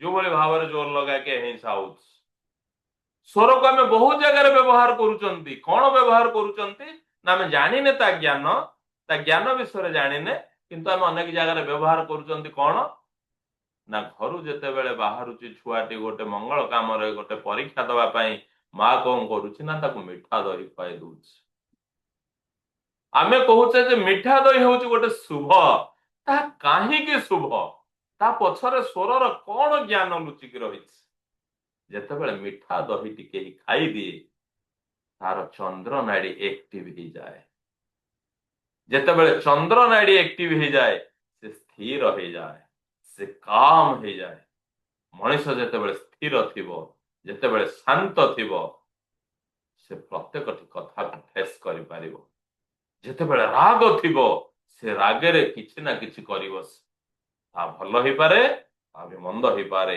कहीं तार मनर कारक से हजि जाए से जानी पारे कौन करवा उचित कौन करवा उचित नुहे सबू जाना व्यस्त हूँ आमे धीरे धीरे जानिमा आसंतु मोर एठी गोटे निवेदन आपण माननकु आमे जेतिके आलोचना करूचे ताकू आपण माइंड ओपन करके शुणंतु जहाँ आपण मनरे क्वेश्चन अच्छी आपण नोट करंतु क्लास सरला पर मते पचारिबे मझरे आपण डाइवर्ट होंतुनी कि मते भी डाइवर्ट करंतु हेल्ले कौन हबो ना आमे गोटे भल ज्ञान को बहुत सुंदर भाव में आमे बाहिकी आगु को लेके जाई परिबा आपण मानक मनरे जेते क्वेश्चन आसुछ आपण मान नोट करंतु क्लास सरिबा पर मु आपणकर समस्त प्रश्नर उत्तर देकी आमे क्लास को वाइंड करबा ठीक अछि कहीं ना आमे कनेक्शन को काटिबानी ये विभुदत जिनिस सबु जिनस आमे घोषिक मन रखि परिबानी सबु जिनस आमे पढ़ी कि जानि परिबानी आपण जेतेबेले चरणाश्रित हो जिवे ना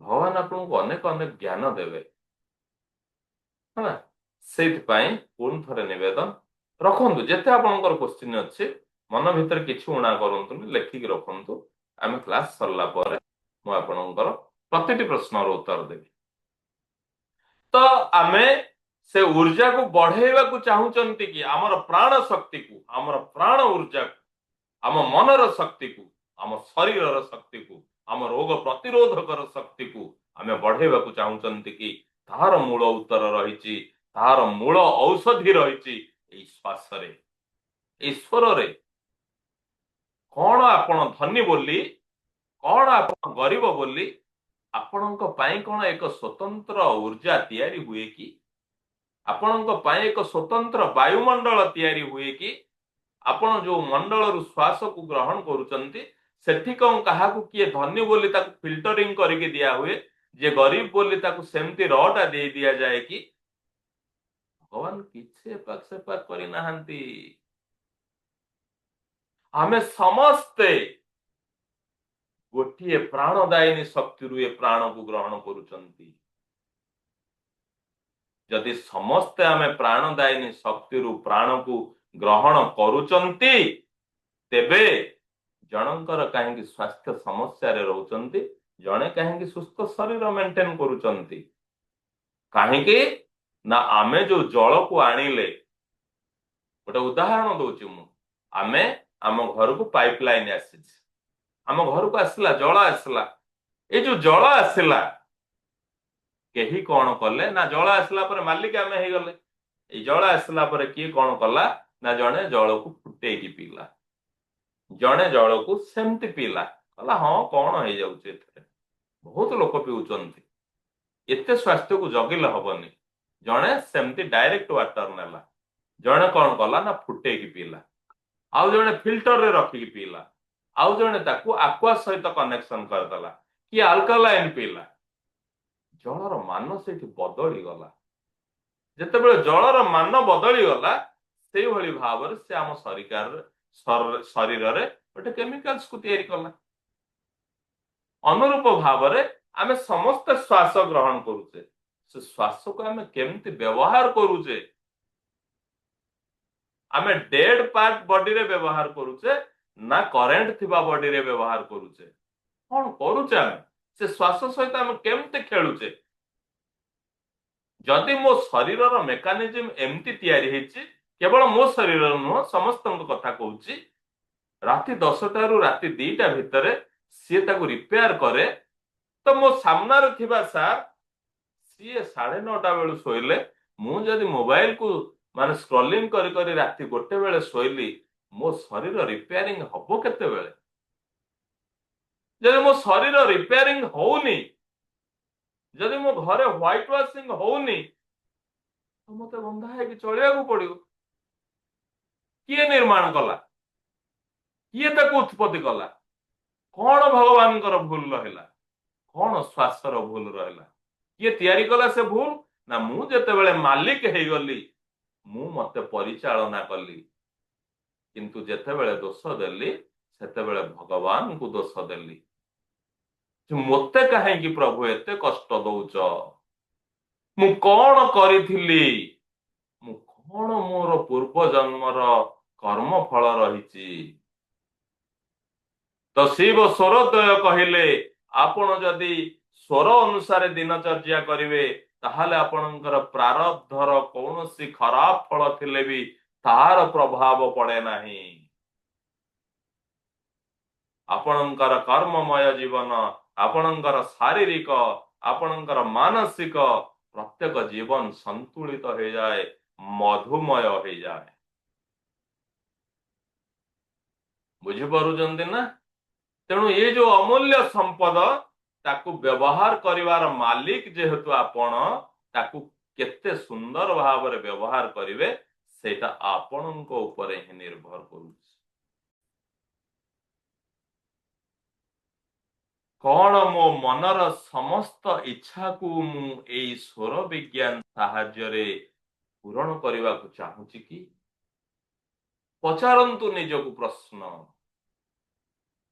ସେ ପ୍ରଶ୍ନ ଭିତରେ ଏକ ସନ୍ଦେହ ବି ଆପଣଙ୍କ ଉପରେ ପ୍ରକଟ ହୁଏ।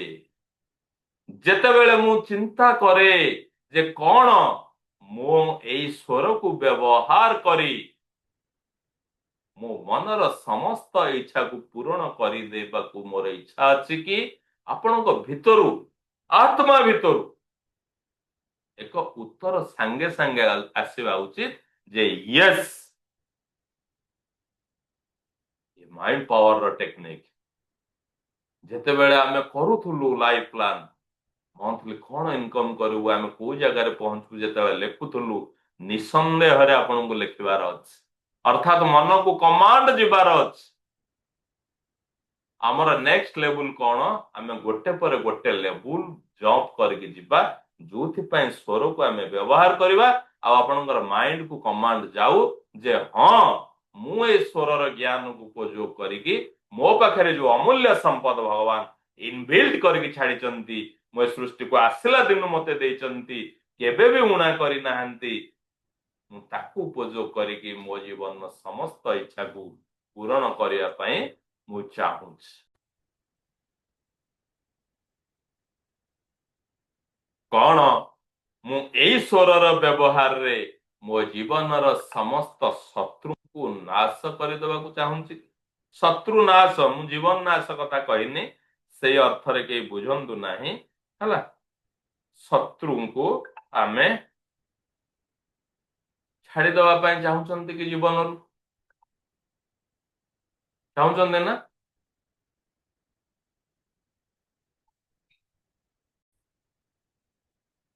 ଜୀବନକୁ ଉତ୍ସବ ଆଉ ମୃତ୍ୟୁକୁ ମହୋତ୍ସବ ବନାଇବାକୁ ଆମେ ଚାହୁଁଛନ୍ତି। ଏଇ ସ୍ୱରକୁ ବ୍ୟବହାର କରି ଆମ ଜୀବନକୁ ଆମେ ଉତ୍ସବ ଆଉ ମୃତ୍ୟୁକୁ ମହୋତ୍ସବ କରିବାକୁ ଚାହୁଁଛନ୍ତି। କଣ ଜୀବନକୁ ଉତ୍ସବ, କଣ ମୃତ୍ୟୁକୁ ମହୋତ୍ସବ? ନା, ଜୀବନକୁ ଉତ୍ସବ ମନେଇବାର ଅର୍ଥ ହଉଛି ଏବେ ଆମେ ପ୍ରତିଟି ଦିନ ନାନାଦି ଚିନ୍ତା ଚେତନାରେ ବୁଡିକି ରହୁଛନ୍ତି। କଣ ମୋ ଜୀବନରେ ଏମିତି ଘଟୁଛି? ଆପଣ ଯେତେବେଳେ ସ୍ୱରକୁ ଧୀରେ ଧୀରେ ବ୍ୟବହାର କରିବେ, ଆପଣଙ୍କର ଜୀବନ ଏକ ସକାରାତ୍ମକ ରାସ୍ତାରେ ଗତି କରିବା ଆରମ୍ଭ କରିଦବ। ଯେତେବେଳେ ଏକ ସକାରାତ୍ମକ ଗତିରେ ଆପଣ ଆରମ୍ଭ ହେଇଯିବେ, ସେତେବେଳେ ଜୀବନର ପ୍ରତିଟି ମୁହୂର୍ତ୍ତ ଆପଣଙ୍କୁ ଉତ୍ସବ ମନେଇଲା ଭଳିଆ ଲାଗିବ। ସବୁବେଳେ ଶାନ୍ତ ରହିବେ। ଆଉ ସ୍ୱର କହିଦବ ଆଗରୁ ଆପଣଙ୍କର କଣ ଆଜି ଘଟିବାର ଅଛି, ସେ ଅନୁସାରେ ଆପଣ ତାକୁ ବଦଳେଇ ଦେଇପାରିବେ। ସେଇଭଳି ଭାବରେ କଣ ଆପଣ ଆପଣଙ୍କର ମୃତ୍ୟୁକୁ ମହୋତ୍ସବ ମନେଇବାକୁ ଚାହୁଁଛନ୍ତି କି? ମନରେ ପ୍ରଶ୍ନ ଆସେ, ମୃତ୍ୟୁ କେମିତି ମହୋତ୍ସବ ହବ? ମୃତ୍ୟୁ ମହୋତ୍ସବ ହବ ଏଇଥିପାଇଁ, ଯଦି ସ୍ୱର ଚର୍ଯ୍ୟାରେ ଆମେ ଆମର ଦିନଚର୍ଯ୍ୟା କରିବା, ତ ସ୍ୱରୋଦୟ ଶାସ୍ତ୍ର ଅନୁସାରେ ଆମେ ମୋକ୍ଷ ପ୍ରାପ୍ତି ହଉଛନ୍ତି। ଏବଂ ଆପଣ ଆପଣଙ୍କର ଜୀବନ କାଳ ଭିତରେ ଏତେ ଯେ ଖ୍ୟାତି ଅର୍ଜନ କରିବେ, ଆପଣ ଯେତେବେଳେ ଏଇଠି ଆପଣଙ୍କର ଅସ୍ତିତ୍ୱ ରହିବନି, ଆପଣଙ୍କର ଅବର୍ତ୍ତମାନରେ ଆପଣଙ୍କ ପାଖରେ ବହୁତ ଲୋକ ଥିବେ, ଯାହା ଏକ ମହୋତ୍ସବ ସମ୍ପୂର୍ଣ୍ଣ, ଏକ ସମ୍ପୂର୍ଣ୍ଣ ମହୋତ୍ସବ ଭଳି ପାଳିତ ହବ। ଆପଣ ଏକ ଅନନ୍ୟ କୃତିର ଅଧିକାରୀ ହେଇସାରିଥିବେ। ଆପଣଙ୍କର କେହି ଶତ୍ରୁ ରହିବେ ନାହିଁ। ବୁଝିପାରୁଛନ୍ତି ନା? ତେଣୁ ସେ ହିସାବରେ ଆମେ ଜୀବନକୁ ଉତ୍ସବ ଆଉ ମୃତ୍ୟୁକୁ ମହୋତ୍ସବ ବନେଇବା ପାଇଁ ଅଙ୍ଗୀକାରବଦ୍ଧ ଅଛନ୍ତି। ଏଇ ସ୍ୱରର ମହତ୍ଵ କଣ? କଣ ଏଇ ସ୍ୱରର ମହତ୍ଵ? ନା, ପ୍ରଥମେ କର୍ମୋଦୟ, ଦ୍ୱିତୀୟ ସ୍ୱରୋଦୟ। ଦେଖନ୍ତୁ କେତେ ସୁନ୍ଦର ଶାସ୍ତ୍ର। ମୁଁ ସ୍ୱର ବିଜ୍ଞାନକୁ ସମ୍ପୂର୍ଣ୍ଣ ଭଲ ଭାବରେ ଜାଣିଯିବି।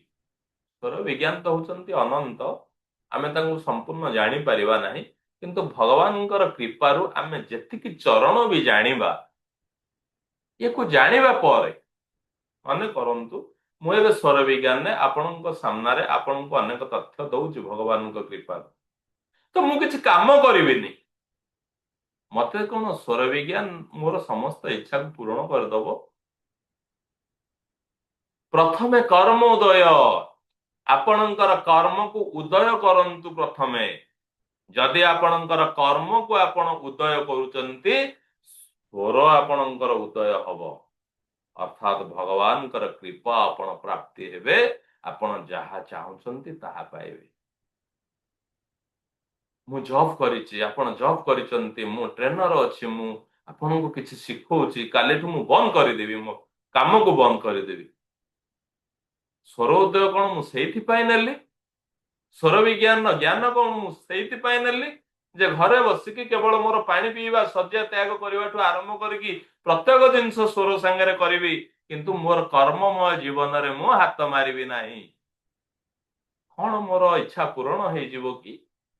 ସେଇଥିପାଇଁ ଶିବ ସ୍ୱରୋଦୟ କ୍ଲିଅର କହିଛନ୍ତି ଯେ ପ୍ରଥମ କର୍ମୋଦୟ ତାପରେ ସ୍ୱରୋଦୟ।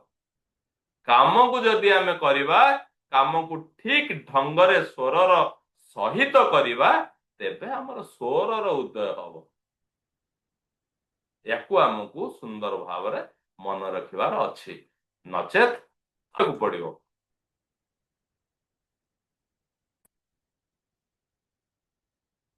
ଆମ ଶରୀରର ଆଧାର ହଉଛି ଆତ୍ମା, ଆମେ ସମସ୍ତେ ଜାଣିଛନ୍ତି।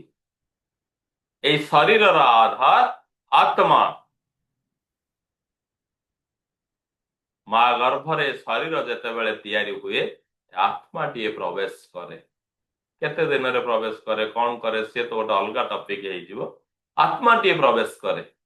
ଆମେ ଯୋଉଟାକୁ ବର୍ତ୍ତମାନ ସେ ଆତ୍ମା ଆମ ପାଖରେ ଥିବାରୁ, ସେ ପିଣ୍ଡ ଆମ ପାଖରେ ଥିବାରୁ ଆମେ ବର୍ତ୍ତମାନ ଅଛନ୍ତି ଏଇ ସହକାରେ। ଆମର ମସ୍ତିଷ୍କ ହଉଛନ୍ତି ଏକ ସାମର୍ଥ୍ୟଶାଳୀ ଊର୍ଜା। ଆମେ ମାଇଣ୍ଡ ପାୱାରରେ ବି ଏ କଥା ଜାଣିଛନ୍ତି। ତ ମୂଳାଧାର, ଆମର ଯୋଉ ମୂଳାଧାର ଶକ୍ତି ରହିଛି, ମୂଳ ଆଧାର ଯୋଉଠି ରହିଛି, ଆମେ ଯୋଉ ଚକ୍ର ଭାବରେ କହୁଛେ, ତ ଏଇ ମୂଳାଧାର ଠାରୁ ଶକ୍ତିର ଉତ୍ପନ୍ନ ହଉଛି ଆଉ ପ୍ରତ୍ୟେକ ଜାଗାରେ ପହଞ୍ଚୁଛନ୍ତି।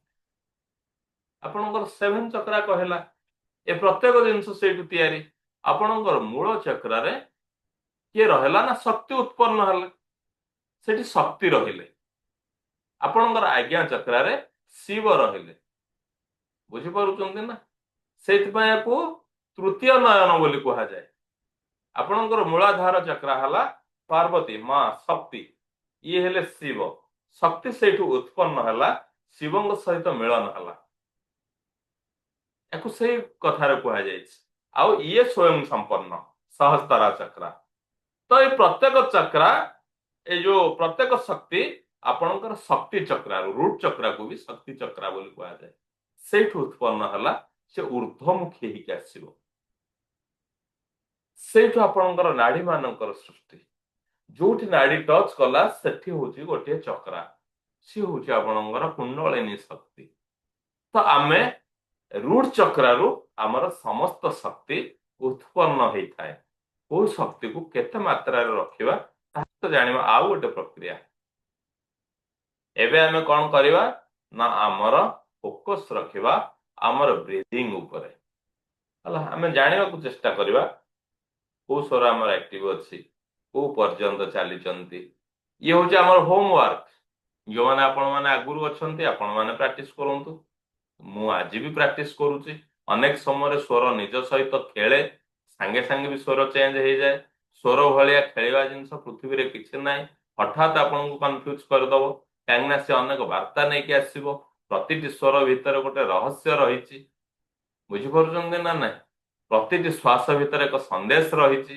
ବିଭିନ୍ନ କଥାରେ ସେ ଆପଣଙ୍କୁ ଖେଳେଇବ।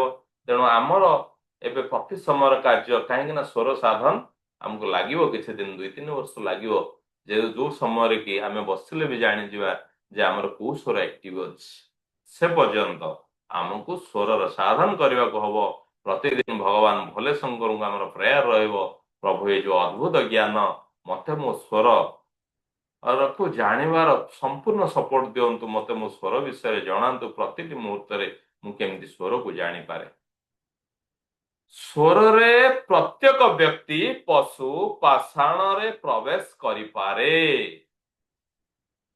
ए स्वर साहाय्य प्रत्येक व्यक्ति को भी भितर पशिपारे कौन पशिपारे ना गोटे पाषाण को गोटे कारीगर गोटे मूर्ति बनाऊच कहा साहाय्य से पशुची ना ए स्वर साहाय्य से पाषाण भितर से पशुची केमती पशुची ना तार इच्छा प्रकट होची मु एई मूर्ति को बनाऊच जहा लॉ ऑफ अट्रैक्शन या कथार बाहर करके कहला जे जोठी आपनकर फोकस रखिबे ताहा बहुगुणित हबो पशु भितर केमती आपण पशिबे ना आपण गोटे सिंह को खेलौचंती केते हिंस्र जंतु से आपण ताको स्वर रे बस करि नैचंती आपण गोटे हाथीर माहुंत होइचंती गोटे हाथी आपणक कथारे चास करूछ आपण कौन करुचंती ना स्वर रे ता भितर पशि जाइचंती स्वर रे ताको बस करिचंती से स्वर हिसाब रे आपणकर पूरा बसता स्वीकार करिछ आपण तार पिंड भितर पशि जाइचंती आपणकर स्वर माध्यम प्रतिटी व्यक्ति भितर केमती पशिचंती ना मते आपण भल पाउचंती अर्थात मो स्वर भितर पशि जाइचंती मो शरीर भितर पशि जाइचंती मु आपण भल पाउच अर्थ मोर माने स्वर रे मु आपण शरीर भितर प्रवेश कर सारी छुआटे घरे कथा मानुनी स्वर साहाय्य आपण कथा मन पारे आपण तार आत्मा भितर प्रवेश करेंगे किंतु प्रत्येक कार्य ठीक हवा दरकार अर्थात सकारात्मक कार्य हवा दरकार कहा भी आपण चाहिए स्वर साहाय्य मन दे पारे किंतु आपणकर कार्य भल उद्देश्य निहित हवा आवश्यक रही नचेत भगवान जो प्रदत्त विद्या सी आपण पाखे रही जदि स्वर को लेकिन कहार क्षतिर चिंता करेंगे ताहले से क्षति बहुगुणित होगी निजर हो जाए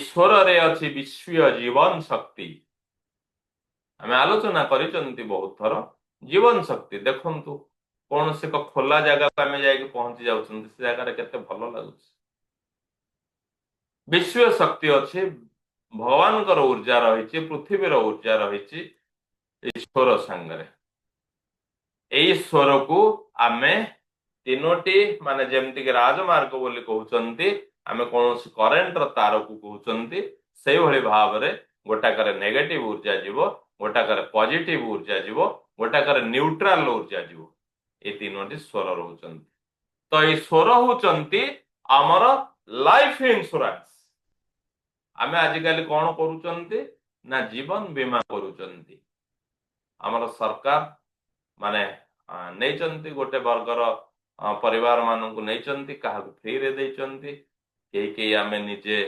लाइफ इंश्योरेंस करूचंती जेते बेले आमे स्वर विज्ञान को बुझी जीवा सेते बेले आमे स्वर गोटे एभली भाव रे आमर इंश्योरेंस भगवान आमको देकी छाड़ीचंती से कथा को आमे बुझी जीवा काहे ना स्वर साहाय्य आमे आमर हेल्थ रिलेशन कैरियर मनी ए सबु जिनस को आमे सठिक मार्ग रे परिचालित करिके निज फर रे आमे नै परिबा एई स्वर साहाय्य प्रत्येकटी घटना एवं दुर्घटना को आमे दूरे दे पारिबा एई स्वर ही आमर प्रत्येकटी कथार पूर्व संकेत दे थाए प्रत्येकटी घटना को घटना घटिबो ता पूर्वरु अनेक संकेत दे थाए ताकू आमे बुझिबार अच्छे धीरे धीरे आमे बुझिबा को जाउचंती तो बहुत बहुत धन्यवाद मु आपण माननकु सर दीप कथा कौन कहले हम जान पेलुनी